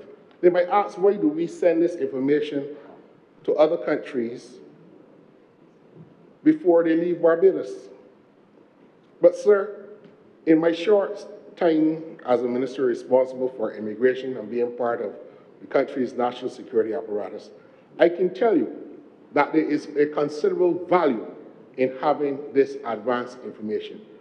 Sir, we are able to make determinations as to who should be permitted to enter the country and who should be prohibited from entering the country based on our ability to work with our regional and international partners. And I have had, sir, to make determinations that persons cannot enter Barbados, which can pose significant threats to our national security. People who have been given their own national and domestic security agencies help, leaving their countries, going to other countries, plotting and planning with other suspected criminal elements and planning to come to Barbados, particularly during holidays and national festivals. This information allows us to make assessments as to what is a threat before it arrives in Barbados. And in the earlier debate, I heard congratulations being given to the police service, and that might be so, I do agree. But the police work is done domestically. This legislation gives us the ability to cooperate to ensure that these threats coming to our borders are minimized. In relation to the passenger name record data, this is slightly different from the APIS information, and this speaks to information generated in the ordinary course of booking and reservations. Persons, booking details, the credit card information. And why this is important, Mr. President? People might travel in groups. Some of those persons in groups, Mr. President, might be people who are subject to human trafficking. Some of them might not be able to speak English, and only the lead person in that group can speak English, holding all of the passports. And the immigration officer might be able to detect there is some uneasiness when some of the persons traveling in those groups are asked basic questions. They don't know where their final destination is. They don't know persons in the other persons in the travel party. They have a very fleeting understanding as to the person who's leading the travel party. Now, a skillful immigration officer might be able to detect these things at the port. But what we will have, sir, is that where there is multiple bookings from one credit card and that history is created, all that information, we get that long before the persons come to our borders. And we are able to make determinations, Mr. President, long before the immigration officer is required to make an eyeball judgment as to a perceived case of human trafficking. Sir, the bill requires us to assemble all embarkation and disembarkation data, and may I say that for the benefit of some of the doubtful Thomases who might no doubt speak. Here, sir, or elsewhere, this information relates to passenger and crew. This is not something that Barbados is delving into alone. Indeed, if you had to travel to the United States or to any of the big international cities in the Western world, you will realize that all of this information is supplied from when you book. You don't just book the date you travel, the flight number. You are putting in information which is being gathered by the airline, and the airline is required under those countries' laws to supply that information to them long before you arrive. So for those of you who are saying that Big Brother is coming around, and I've seen some of the comments when this bill went to the other place in the comment section in the media, that is fair game.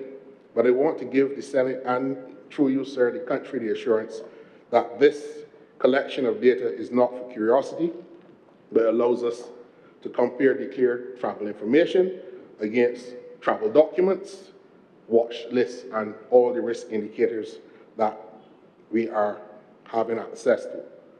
The objective, therefore, is to detect threats, prevent the entry of persons of concern, and more importantly, to ensure that the persons who are traveling legitimately with their families for vacation, for work, for leisure, are unmolested as they come through our borders and that they leave the country. The bill imposes clear obligations, sir, on all aircraft and vessel operators. The captains and masters and agents must transmit API and PNR data electronically through the CARICOM electronic manifest single window within the prescribed time frames. And we want to reiterate here, I did it in the other place, and Mr. President, you will forgive me if I do so again.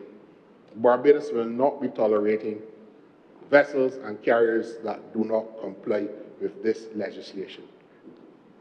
It is also important, sir, for me to say that this legislation will apply to aircraft and vessels arriving and departing from Barbados, transiting through Barbados, including airlines with code shared services.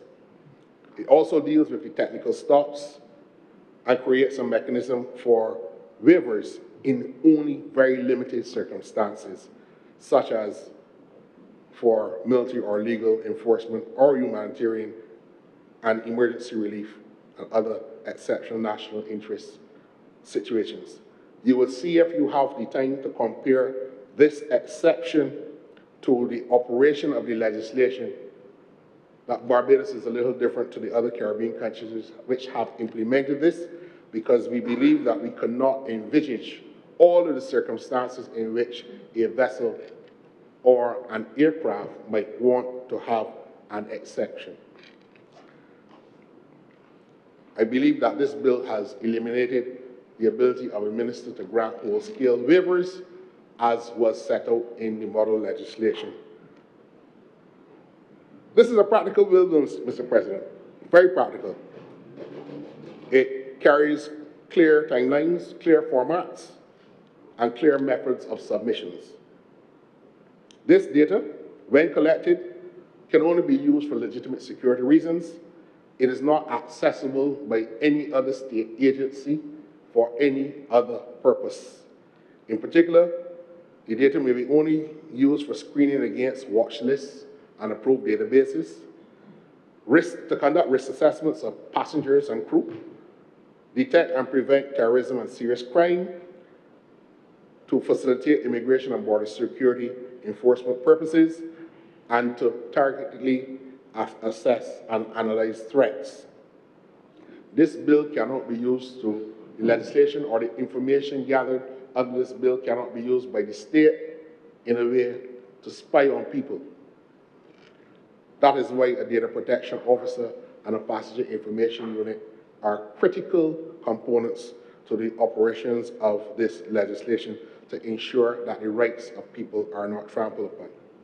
Mr. Speaker, I don't have, I believe, to go through all of the pillars of the data protection that have been enforced in the legislation, but I must indicate, sir, that where there's a positive match, it is reviewed by some human action and assessed by the passenger information unit. So we are not subjecting anyone to the algorithm or to what the data comes up as a hit. The depersonalization of the passenger name record data after 6 months is embedded in the legislation, and sensitive personal data only in exceptional circumstances can be stored, and if it is revealed, it must be immediately deleted in accordance with the Act. The data can be stored for no more than 7 years, and that is where there is an assessed hit. So if there is no hit, then that data cannot be stored. Again, legitimate travelers will have nothing to fear.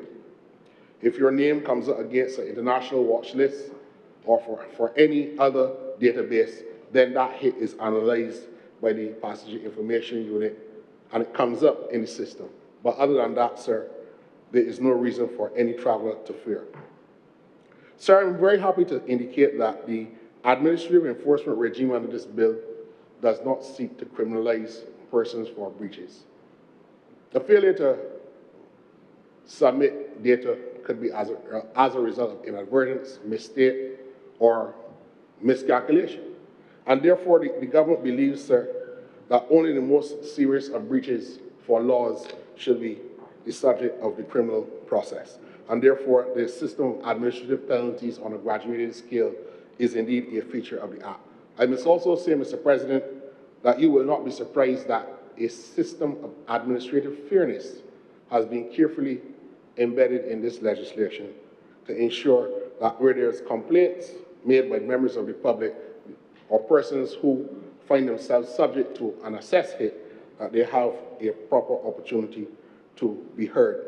Mr. Speaker, in conclusion, this bill is a modern security and border management system and allows us to enhance our immigration enforcement. It is necessary, and for these reasons, sir, I commend this bill to this Honourable the Senate, and I beg to move that it now be read a second time.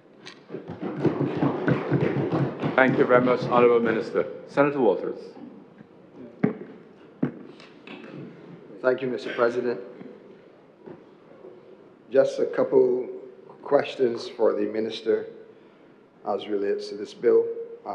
There's no question why, if we are supporting or have supported legislation to deter persons from terrorizing our communities, our neighborhoods, why we would seek not to support comprehensive legislation that supports our border and strengthens our immigration department. So no questions with the bill, Mr. President, just a few questions. Clause 6(1). When you go to, you see that is the passenger information unit, and there shall be established unit to be known as a passenger information unit, or the PIU, which shall comprise A, the chief immigration officer or his nominee, B, the commissioner of police or his nominee, C, the chief of staff of the Barbados Defense Force or his nominee, D, the comptroller of customs or his nominee, E, the Data Protection Commissioner or his nominee, F, the Chief Medical Officer or his nominee. Mr. President, up to that point, it sounds like it has been pretty much a selection of persons who are associated with a certain level of data privacy and information that should not be widespread. But when you go into G and H, Mr. President, it seems to get a little too broad, because G says such number of other immigration officers as the chief immigration officer determines. And I think, Mr. President, that may be a bit too broad for the intent of such a unit which deals with privacy and the level of information that there will be access to, Mr. President. And even H goes a bit further as well, giving the minister also additional powers to put on the unit other persons who possess particular expertise. And I think even if, Mr. President, you want to allow other persons to have the opportunity, maybe in instances of emergencies, that you can still control the number of persons that are allocated to the passenger information unit, Mr. President, and not just have it as such number of immigration officers as the chief immigration officer determines, and again, another wide net for the minister as he determines as well. Clause 10.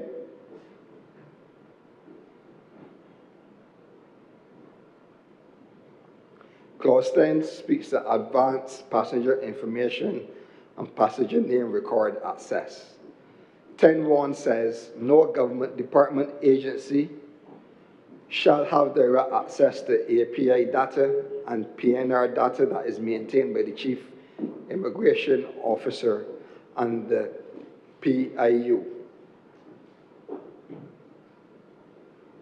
Number 2 says, notwithstanding subsection 1, the Chief Immigration Officer may, pursuant to a written request from another government ministry, department, or agency, grant limited access to the advanced passenger information and the passenger name record data. Mr. President, I believe that we can tighten this clause 2, clause 10, section 2, clause 10.2, to give under what circumstances are they allowed to access this information.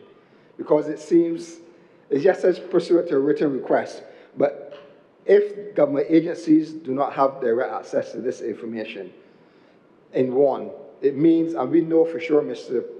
President, this information is not information for everybody, for every ministry. It is really for a particular purpose, being stored for a particular time, etc., under certain conditions.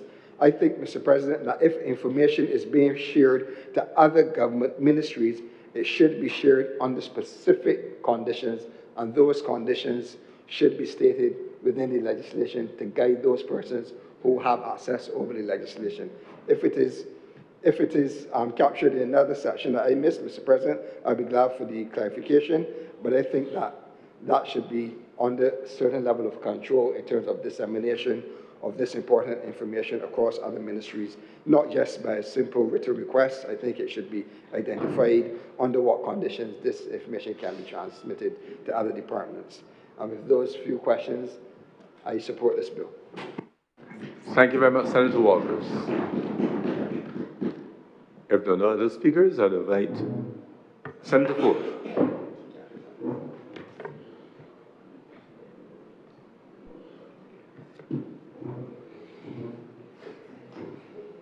Good afternoon, Mr. President, Senate colleagues, and of course, broader Barbados. I'm extremely happy to see the Advanced Passenger Information and Passenger Name Record Bill for 2026 being presented today for debate, as this is one of the most important bills when it comes to our Border Patrol security in terms of individual passenger records, and also very important for the way we do business in Barbados and internationally. The bill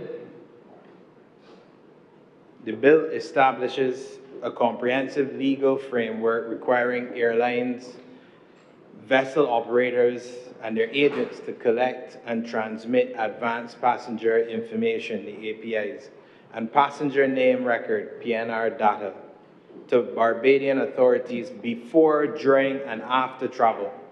It creates new institutional machinery, a passenger information unit, and a data protection officer role.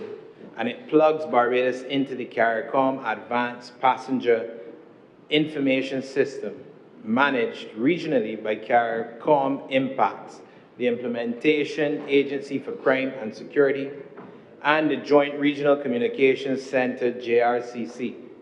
It also enables data sharing across CARICOM member states with international bodies such as Interpol. Mr. President and colleagues, this is a step in the right direction due to numerous reasons, such as the bill offers a broad data collection scope with the advanced passenger information and passenger name record, because this allows our security officials and government to receive not only information on the flights or vessels, but also on the incoming travelers and their biographic data report. The PNR also allows government to have more of a demographic analysis of the traveler entering Barbados, their booking methods, the information on their luggage, if a guardian is being used to assist the traveler, and the languages the passenger speaks, as well as other areas. From a tourism or business stakeholder perspective, this is also key because we can now further understand if our country's marketing dollars are adequately spent in the right cities in terms of the port of embarkation and in transit or the connecting ports. The PNR also allows government organizations such as the Barbados Tourism Marketing Inc. to make smarter decisions related to their marketing programs, the airline partnerships, and cruise ship arrangements.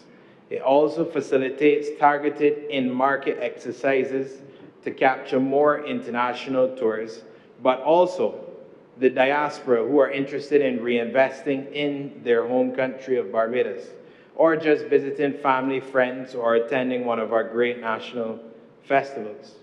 This also allows government to make smarter decisions in terms of agriculture, manufacturing, and of course the sourcing of raw materials. The privacy safeguards listed in the bill is also very strong. Prohibits automated decision-making with adverse legal effects on individuals.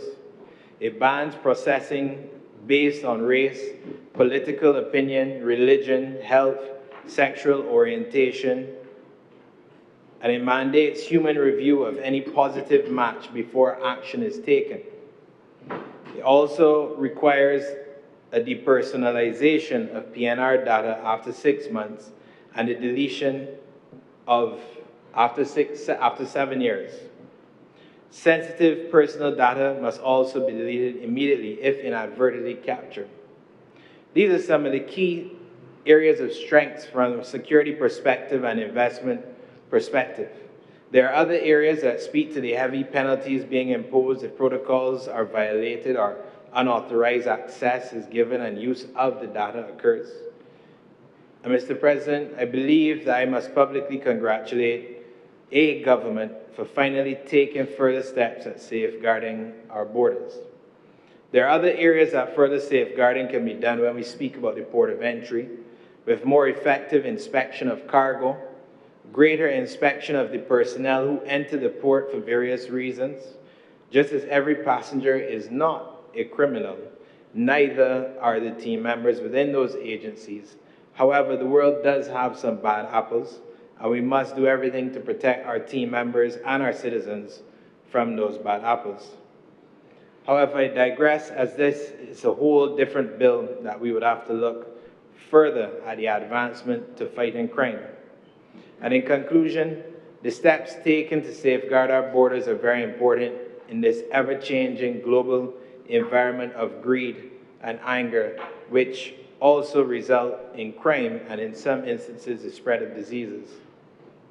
We cannot continue with business as usual and by letting overseas companies decide what information they will and will not share with our island's authorities while requesting financial assistance. If we travel the world, our data is requested and handed over to whichever country's authorities, and we must also do the same here in beautiful Barbados. Some areas of improvement I do recommend: narrowing the health-related embarkation data field. This information resembles more the pandemic era of public health measures rather than a more flexible legislation that speaks towards public health and not limited to just declared health emergencies. Shorten or tear the PNR retention and tighten transfer safeguards to third countries. Consider requiring data protection officers sign off before any international transfers. I also wish to reiterate, for the benefit of Barbadians in general, why this is important to tourism, as well as other sectors of the business community, of Barbadian entrepreneurs and Barbadian companies.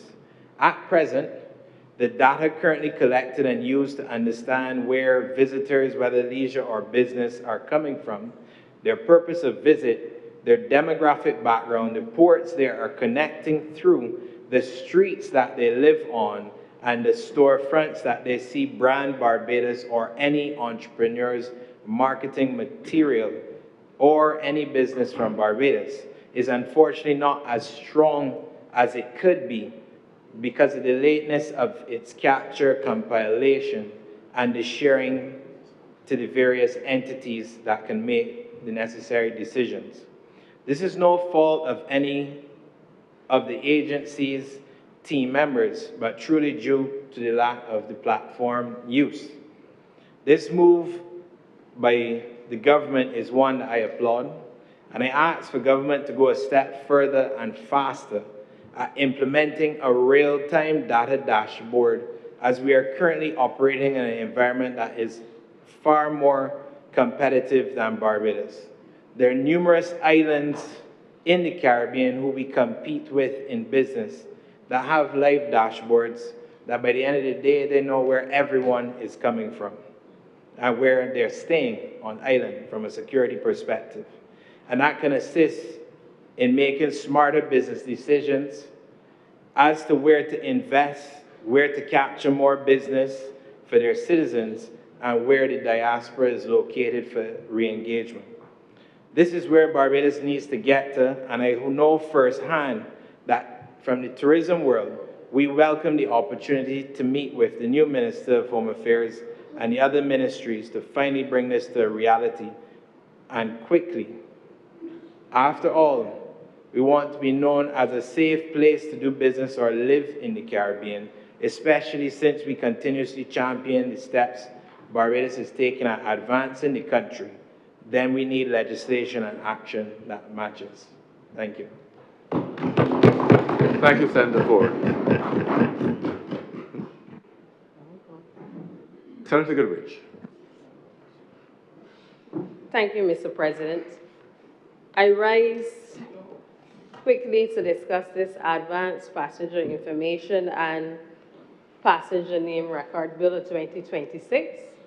I do support the bill. I just wanted to make two comments on it because my intention of rising really was to support the chief immigration officer and any other immigration officer. So when I looked at the bill, I went to page 21, and sir, I recognize that under section 4.5, it introduces new terms such as sexual life or sexual orientation, and it sets out there the passenger assessment criteria that must not be based on certain elements.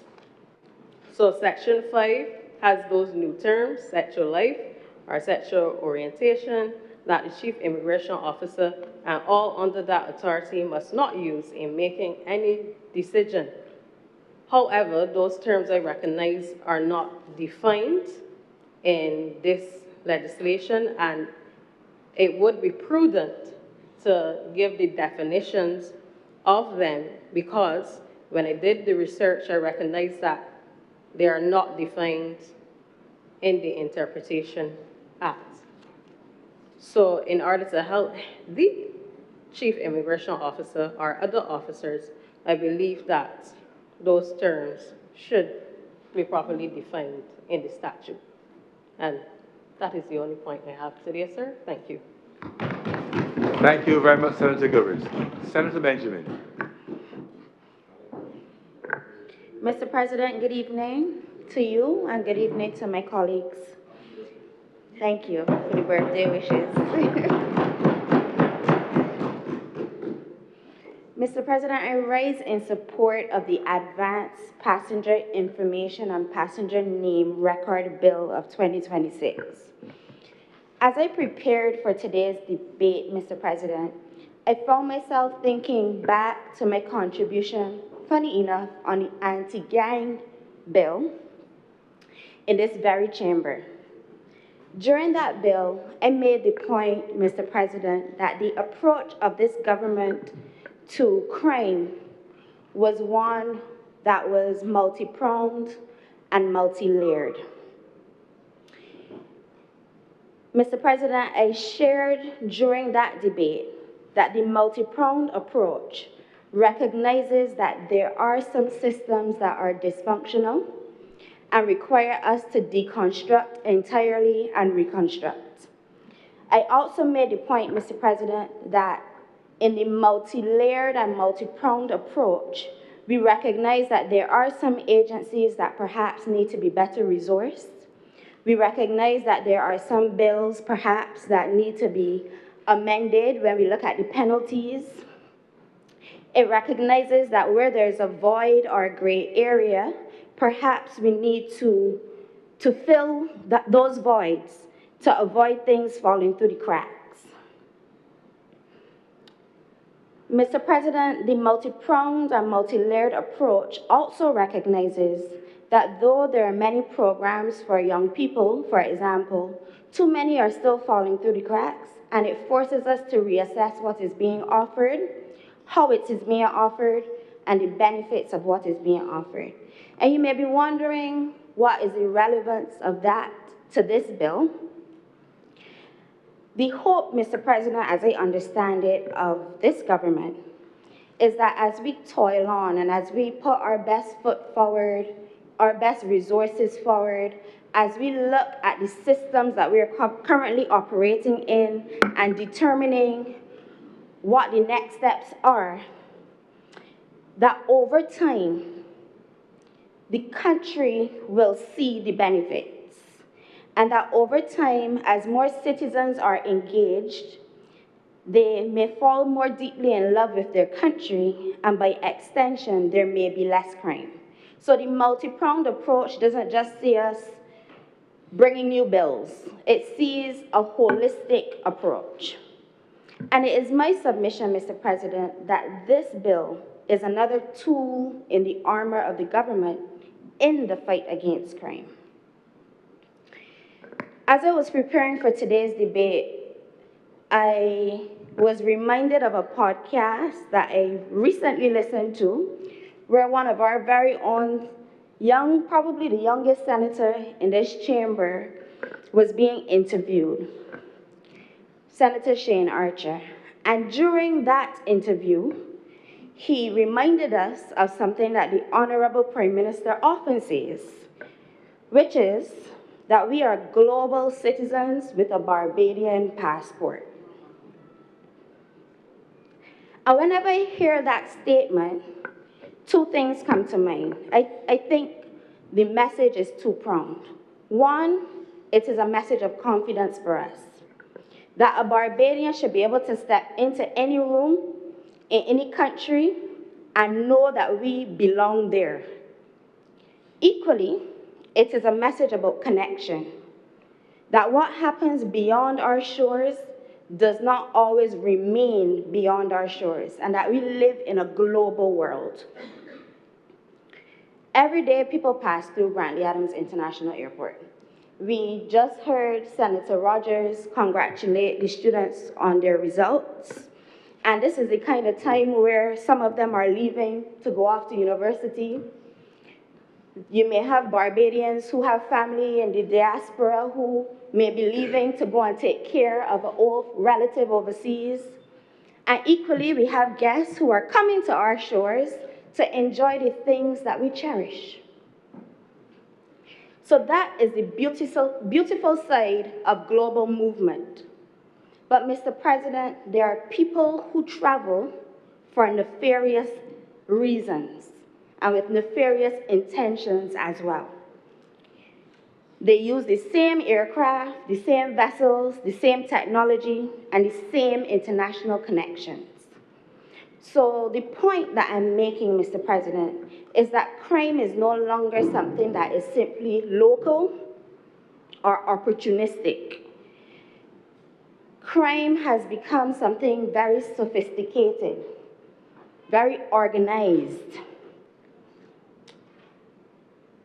It's not something that, people don't arrive on our shores and in the passport, something is written to make the immigration officers know this person is here for a nefarious purpose. It doesn't work like that. It's a lot more calculated. So when we speak about organized crime, you may be wondering what we're speaking on.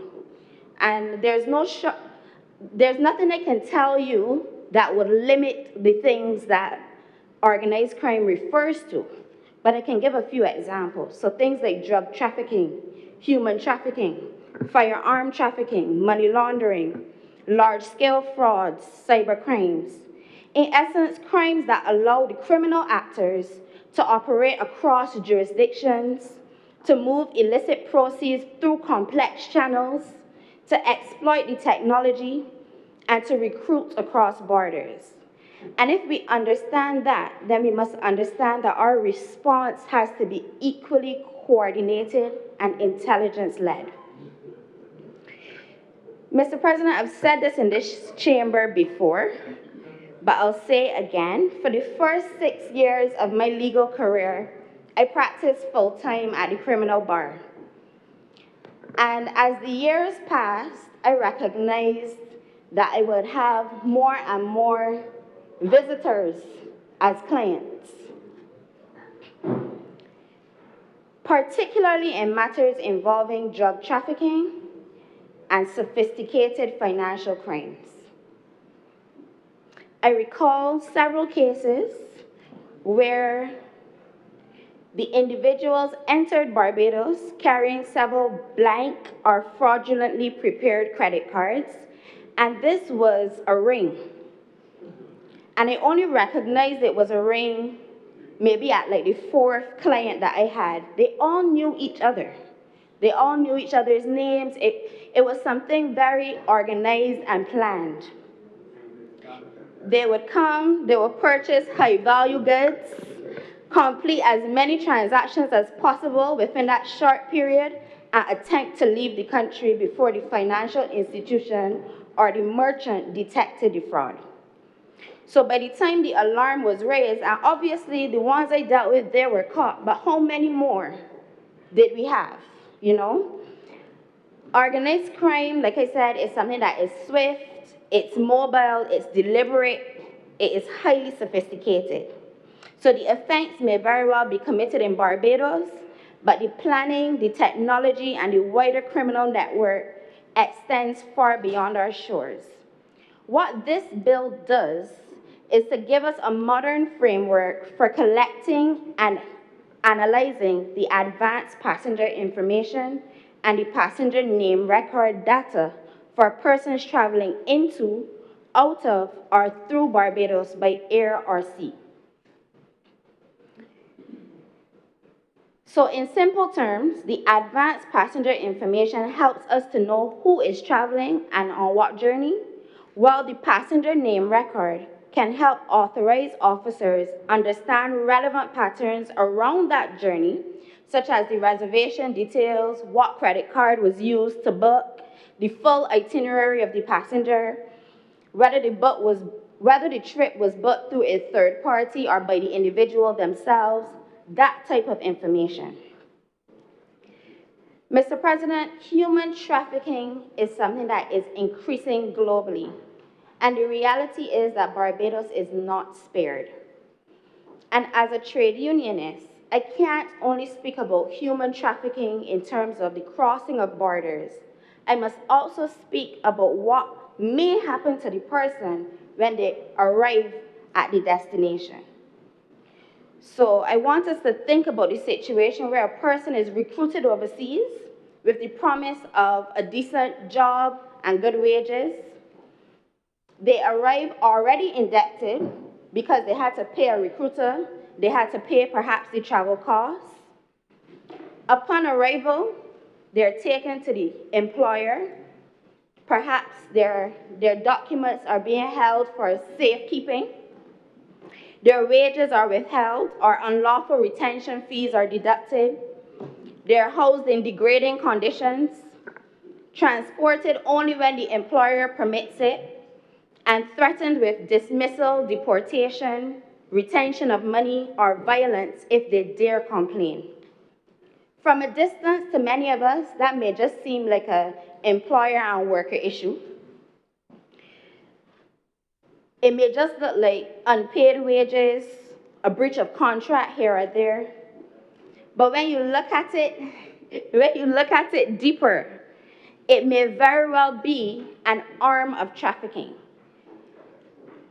This is the reason why this bill, therefore, becomes so important.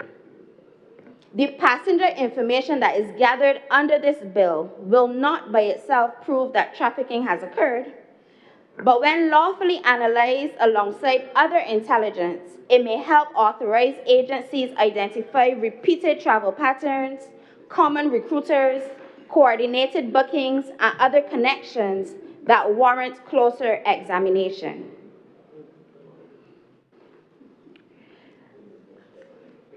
So let me be very clear, Mr. President, as I wrap up. The purpose may not be to treat vulnerable migrant workers as suspects merely because they traveled together or came to Barbados for employment. Instead, what the bill requires is a targeted, proportionate, non-discriminatory assessment, as well as human review before action is taken. Those safeguards are particularly important because the persons identified through a travel pattern may not be the criminal. They may very well be the victim. This bill, therefore, gives us an opportunity not only to identify who's crossing our borders, but to understand the networks that may be moving vulnerable people across those borders for exploitation. And for these reasons, Mr. President, I wholeheartedly support this bill and commend it to the Chamber. Thank you very much, Senator Benjamin. If there are no other speakers, I'll ask Senator Nicholas to wrap up. Sorry, I'll ask the Honourable Minister of Home Affairs and Information, the Honourable Gregory Nicholas, MP, to wrap up. Mr. President, I would confess that among your several powers under the standard orders, you do not have the power of relegation. It's just that your previous seat, you look so comfortable there. Very comfortable here. It took me back in time. It was a back in time moment. And sir, I think Senator Walters will also be sad to know that you do not have any magical powers of ascension either. But sir, I want to thank the Senate for the smooth and efficient manner in which the second reading of this bill has proceeded through the chamber today. And I'd like to thank the members for their brief comments on the legislation. Sir, this is a new piece of legislation, and indeed, sir, it will be something that is operated almost on a daily basis by a number of important stakeholders within our security apparatus in Barbados. And a detailed and very close and intimate knowledge of the provisions of this bill is expected by a multiplicity of our public service and how they interact with our regional and international partners. In relation to a comment made, sir, I believe it was by Senator Walters, as to the use or the expected delegation of functions by the Chief Immigration Officer under Clause 6. It seems that his comment was that the named officers in this clause were sufficient, and that the other persons really and truly should not, the clause should not be as broad. One of the things I must say to the country is that the Immigration Department, under my direction, is undertaking an intensive review, not only from a digital perspective, but in terms of what are the human resource requirements in order to fulfill its obligations under this legislation and indeed under the new immigration bill that will come back to this Parliament after having the report of the Joint Select Committee. These functions cannot be carried out by the Chief Immigration Officer alone. The amount of international partners, and all are not named here because it wouldn't make sense for us to expose our methods. But the amount of international partners that we have to operate with on a daily basis, we can't expect the Chief Immigration Officer to oversee the legislation, also function within the Passenger Information Unit as the sole person that can do so. That office will have to be supported by a full department to manage the operations under this bill. And so the department now has to be reconfigured. Officers have to be trained, not only trained in the systems, but also trained in the use of the technology that is being deployed here. Assessments will have to be made, and the Chief Immigration Officer will have to rely on assessments by the junior officers or officers subordinate to the Chief Immigration Officer.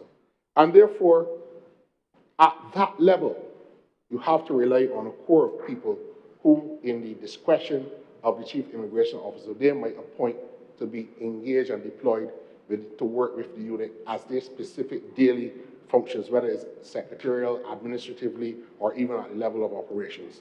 So that the legislation is written here.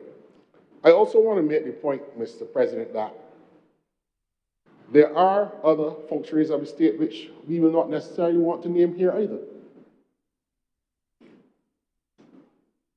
We don't hide, but it's not everything that you have to say from the mountaintop. And I believe it was Sir Henry Ford who told me this, that in government, you do not have to jump and shout everything from the mountaintop. You just work and do the best that you can. But there are other persons here within the national security apparatus that we could have named. But that signals to persons or sources and methods. So that is why the clause is drawn in the way that it has been drawn, to specifically not name those persons. As it relates to the comment about Clause 10 of the bill, Mr. President, and the concerns that the disclosure of information, sir. One of the fundamental things about law is that it can only be interpreted within its statutory context. The context is determined by the intent of the legislation. So that you cannot necessarily read Clause 10 in isolation to determine the circumstances under which a request for information by a government agency can be made. The government agency can only make a request for information if that request is fitting within one of two things. One, the statutory purpose of that particular organization or government agency, or the statutory purpose as set out in this legislation. We have been particularly careful to ensure that there are two levels of protection for the public: the data protection officer and the passenger information unit. And if time were permitting me to do so, I would have gone through those specific provisions. But to assure, but just to assure, Mr. President, just to assure and assuage the concerns raised by Senator Walters.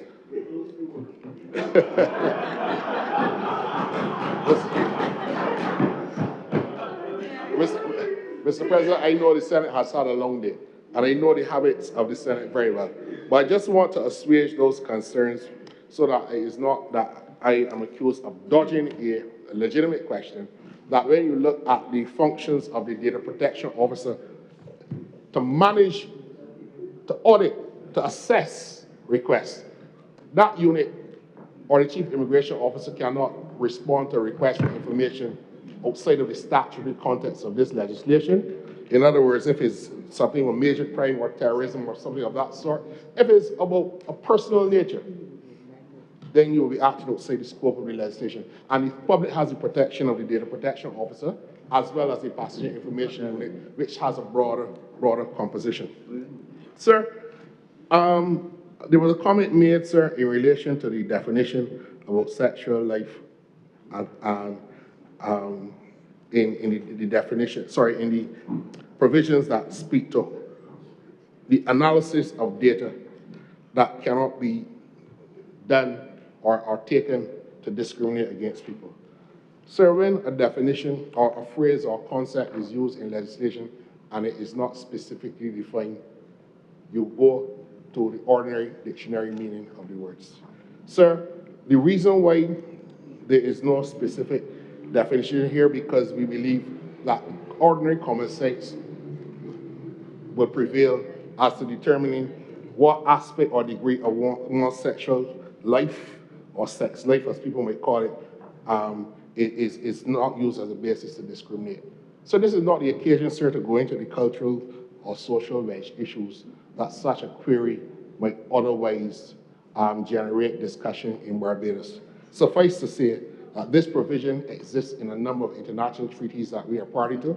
It exists, sir, in the model bill which we have drawn this legislation from. It exists, sir, in the other CARICOM countries which have applied it, and people will know that whatever their sex life or sexual life may be or entail, that cannot be used as a basis to assess you as a hit worthy for the passenger information unit to start to target people coming into Barbados. And that, as I like to say, the mighty sparrow say, that is all, that is all, that is all. Mr. President, I therefore move that this bill now be read a second time.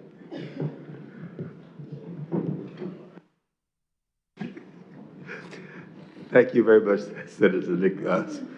Honourable Minister, Gregory Nichols, MP. The question is that this bill be read a second time. Will those honourable senators in favour please say aye? Aye. Those against please say no. Methinks the ayes have it.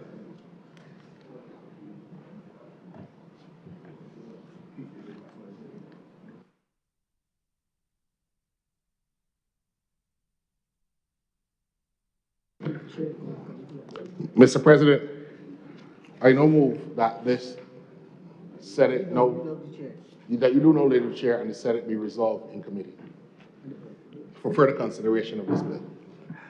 The question is that it do not leave the chair, and the Honourable the Senate resolve itself to the committee for further consideration of this bill. Will those honourable senators in favour please say aye? Aye. Those against please say no. Methinks the ayes have it.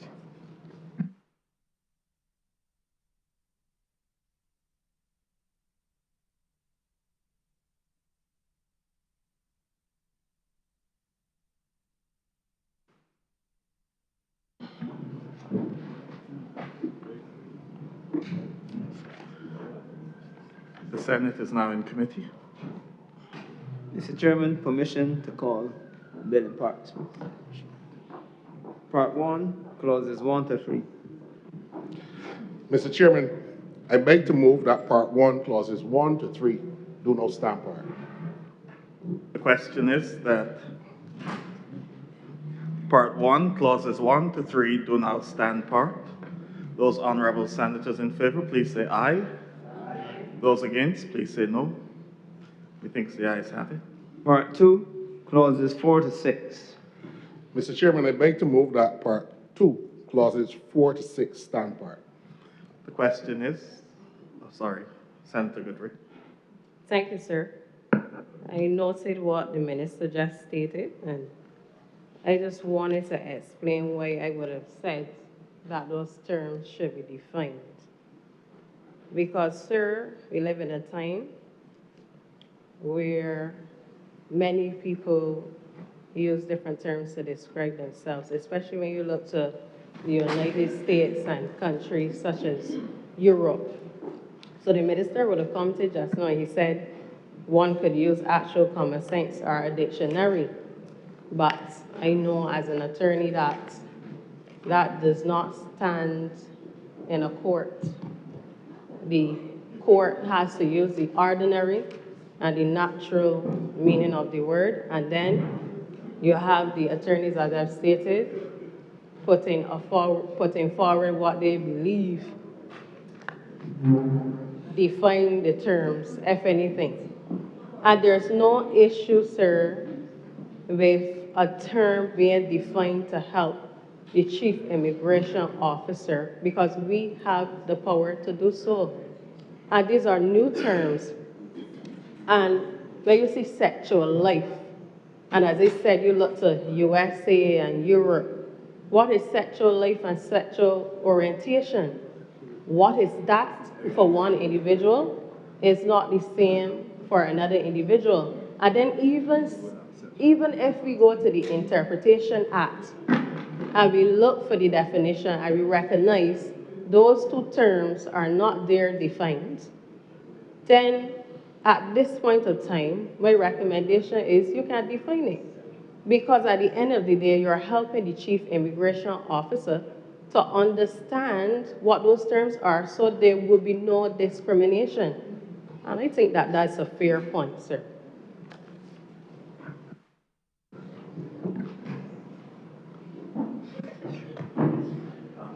Senator Ali. Thank you, sir.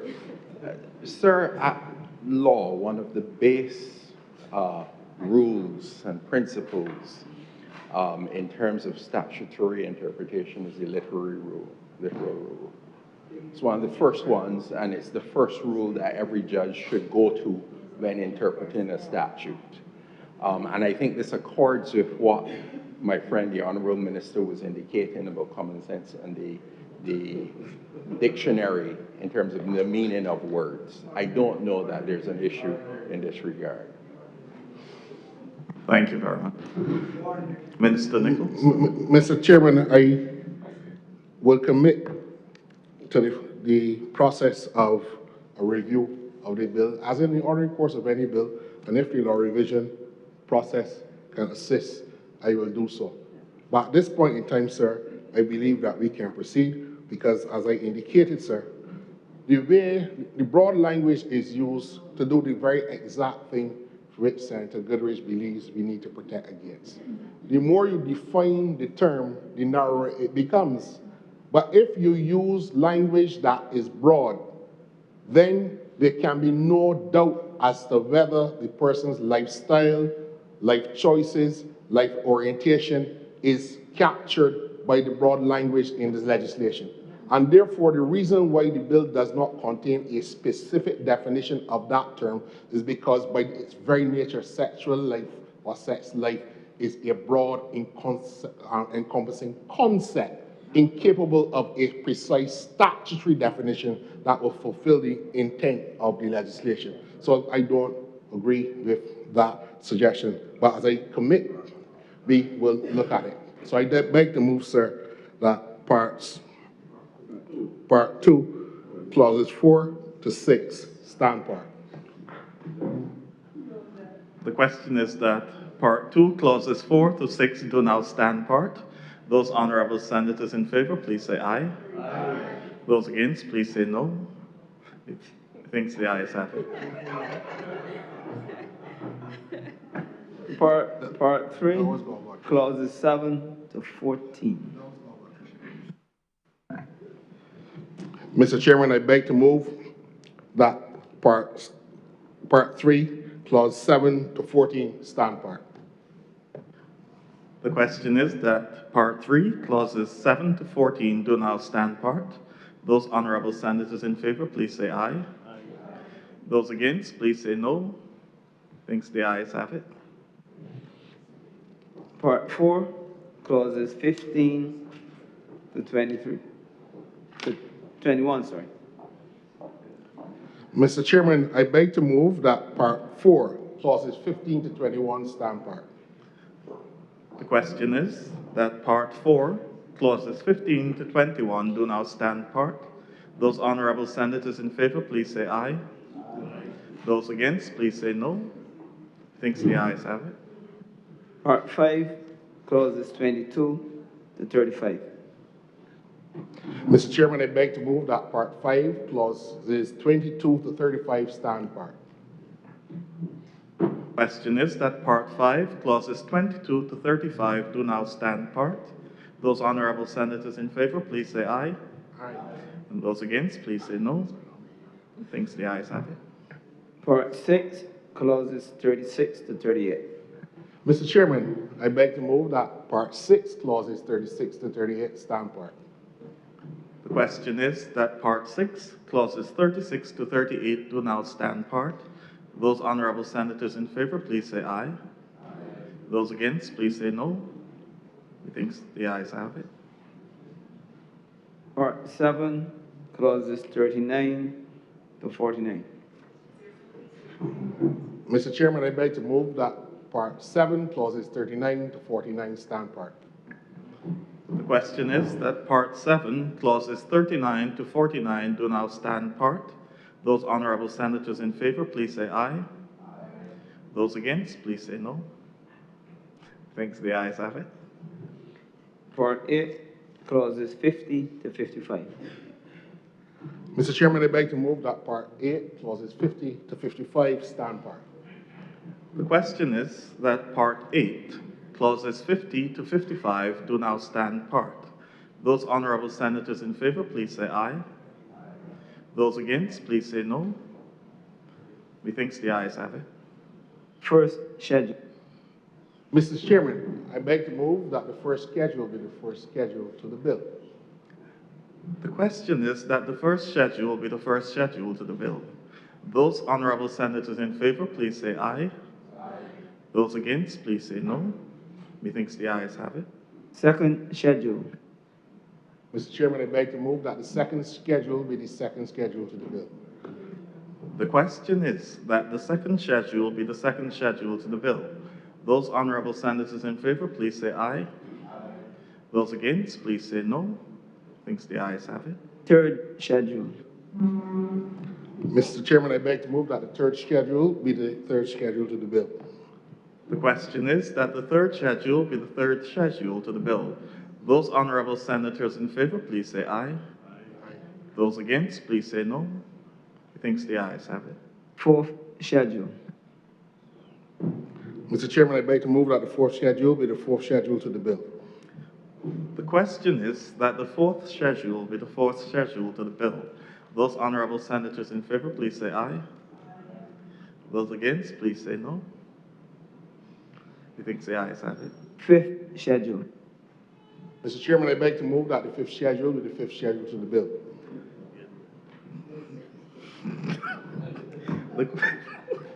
The question is that the fifth schedule be the fifth schedule to the bill. Those honourable senators in favour, please say aye. Those against, please say no. Methinks the ayes have it. Sixth schedule. Mr. Chairman, I beg to move that the sixth schedule be the sixth schedule to the bill. The question is that the sixth schedule be the sixth schedule to the bill. Those honourable senators in favour, please say aye. Those against, please say no. Methinks the ayes have it. Mr. Chairman, I beg to move that you now report to His Honour the President the passing of one bill in committee. The question is that I do now report to His Honour the President the passing of one bill in committee. Those honourable senators in favour, please say aye. Those against, please say no. Methinks the ayes have it.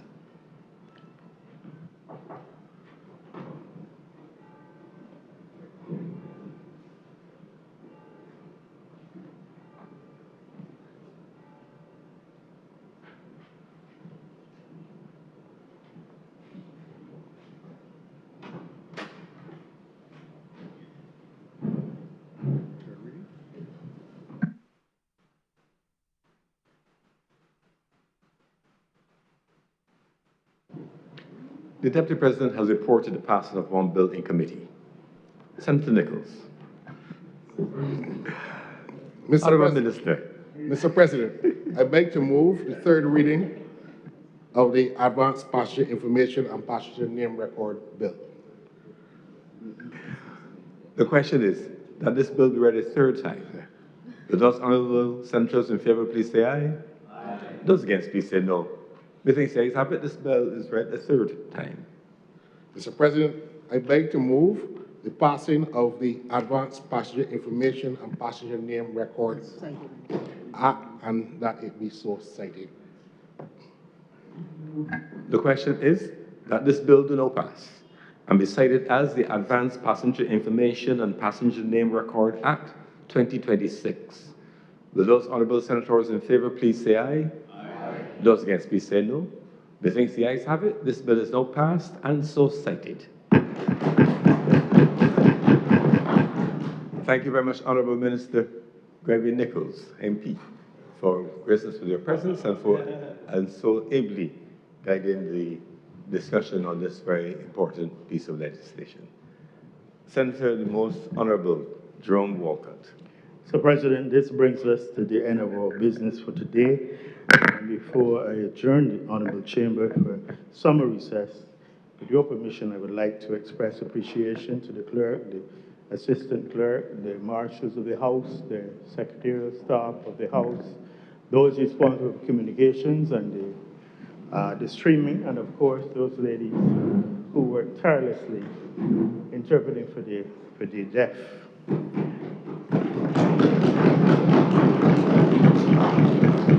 I also want to thank those members of the Barbados Police Service and also the guards who ensure our security, and most definitely the staff in the dining room for ensuring that our nutritional needs are looked after, and not only alcoholic beverages for some of those from time to time. Mr. President, with those few words, the chair stand adjourned, sign the die. Thank you.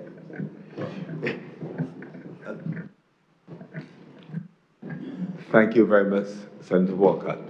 I want to associate myself with the remarks made, and I may thank all those persons mentioned, but especially thank you, Honourable Senators, for your frequent attendance, for your rich contribution to the many diverse matters which we have dealt with over the past few months, for the depth of your discussion, as well as the height of merriment, such as within the narrow confines allowed in this chamber, but you certainly have been able to have some levity whilst we debated matters, and generally for the camaraderie and conviviality displayed among senators around the table.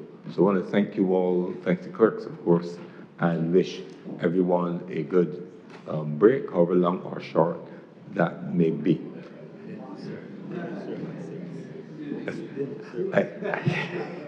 I've been asked to remind the honourable senators that dinner will be available at 6 p.m. I don't know if it means that there'll be happy hour. It seems to be 1 hour between now and dinner. Unfortunately, I will not be able to tarry with you. I have to move on to another event for which there's still some preparation. But I guess you all will be happy and I may be unhappy. But the question is that the Honourable the Senate do now adjourn, sign the die. Will those Honourable Senators in favour please say aye? Aye. Those against please say no. Methinks the ayes have it. The Senate stands adjourned, sign the die.